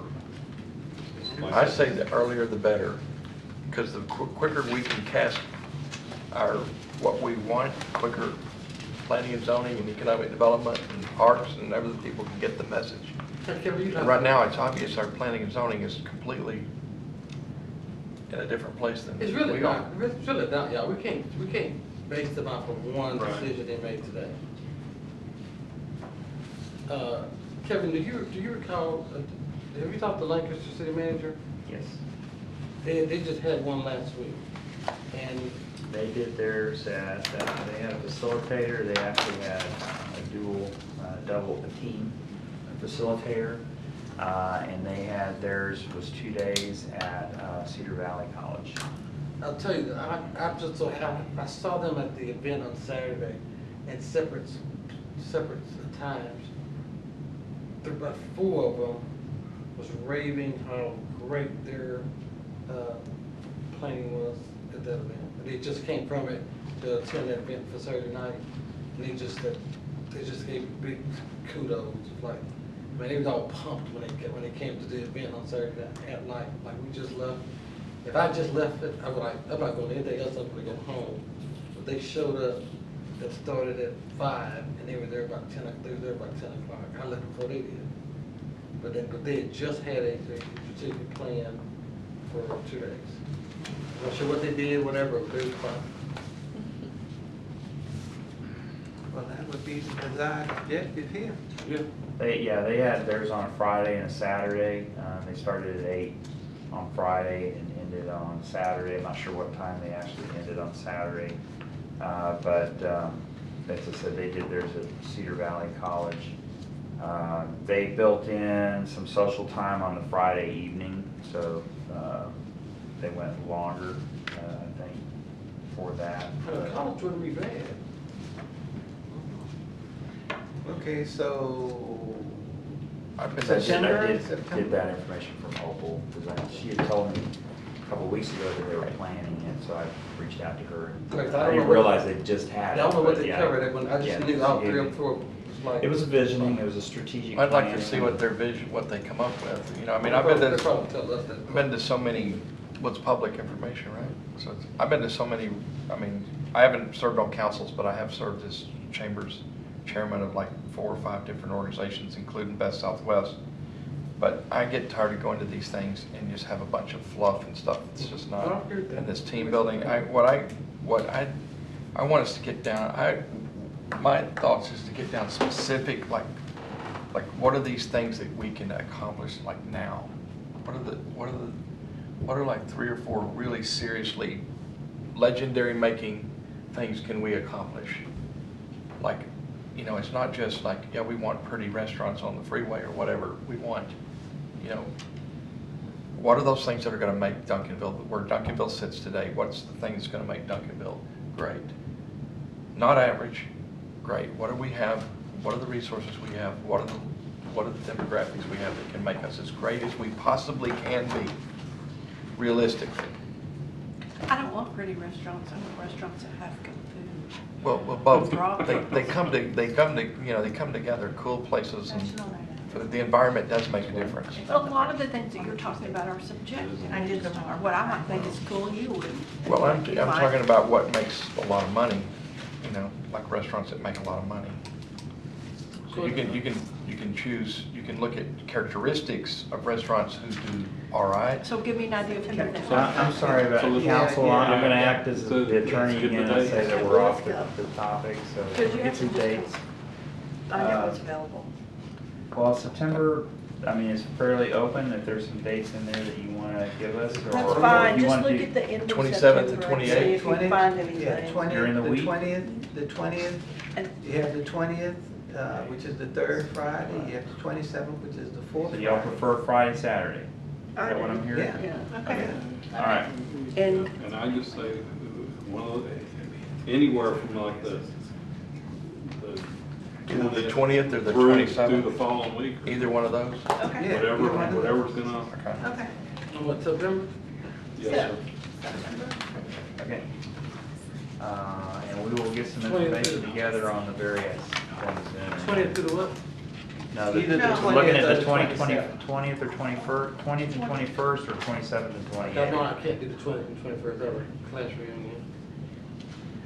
Okay, so the 27th and 28th. 27th and 28th. 27th and 28th. I thought it was like 28th, 29th. Whatever we. Oh, Tri-City Shelters. September 27th and 28th. You're on the wrong month. That's a Thursday, June. No, that's a Friday, the 27th, September 27th. September 27th and 28th. Yeah. How about October 4th, 5th? Just so we have 2 weekends, no? All right, so 27, 28 is, all I'll work on the 27th and right, we'll do our 28th. best. Okay. October 4th to 5th is preferred for me. Is what? October 4th to 5th is preferred for me versus 27, 28. But I'll make it work. Okay, we'll shoot for 27, 28. So, what, I don't know. Okay. Okay. I'll make it work or not. And I'm gonna throw one last thing out about the calendar, because I was sitting there looking at it, and so I don't know what's typical, so I'm gonna ask the question. I'm sitting there looking at the December, and there's the 23rd, the 24th, 25th in that week. And the city is closed on 24th and 25th. Okay? And I'm sitting there, it's like, I'm thinking, as a goodwill gesture as well, why not close on the 23rd? What you talking about? In December. The city office? The city's offices are closed the 24th and 25th, and it's like, why not have the 23rd as well? I think I don't know, you, we close a half a day on the Because they- and 25th. talk about getting off the subject, attorney. Well, it is the calendar. No, it's not for us. But it's the city calendar. But that's- We're closing the 24th, 25th, so Right. those are our official holidays. Do we actually decide that kind of stuff? We If can. you wanted to do something additional, that would be a council decision. If you wanted to do an And additional. that is Yeah. budget. They will still have to have like a skeleton crew to handle things, or have people on call. I'm okay with Okay, that. but I don't think that we should talk about that right now. That's something that, maybe we can talk about it at retreat. Yeah, as you get closer. Whoever comes in on the 23rd wouldn't do any work anyway that way. It's like my office. I mean, it's like, you might as well, I gotta get out of here, I can't take this anymore. I mean, really, So let's realistically. officially adjourn. I can see you They work need to for a adjourn lot the of briefing people, session haven't and you? then adjourn the regular meeting. I have a lot of people, I know We're some people adjourning work. the briefing session at 10:55. I've been hiring people since I was 13. I We said, have to wait 30 seconds. work for a lot. No, never. That's what I And said. officially If you did, you would know. the meeting at 10:56. You have to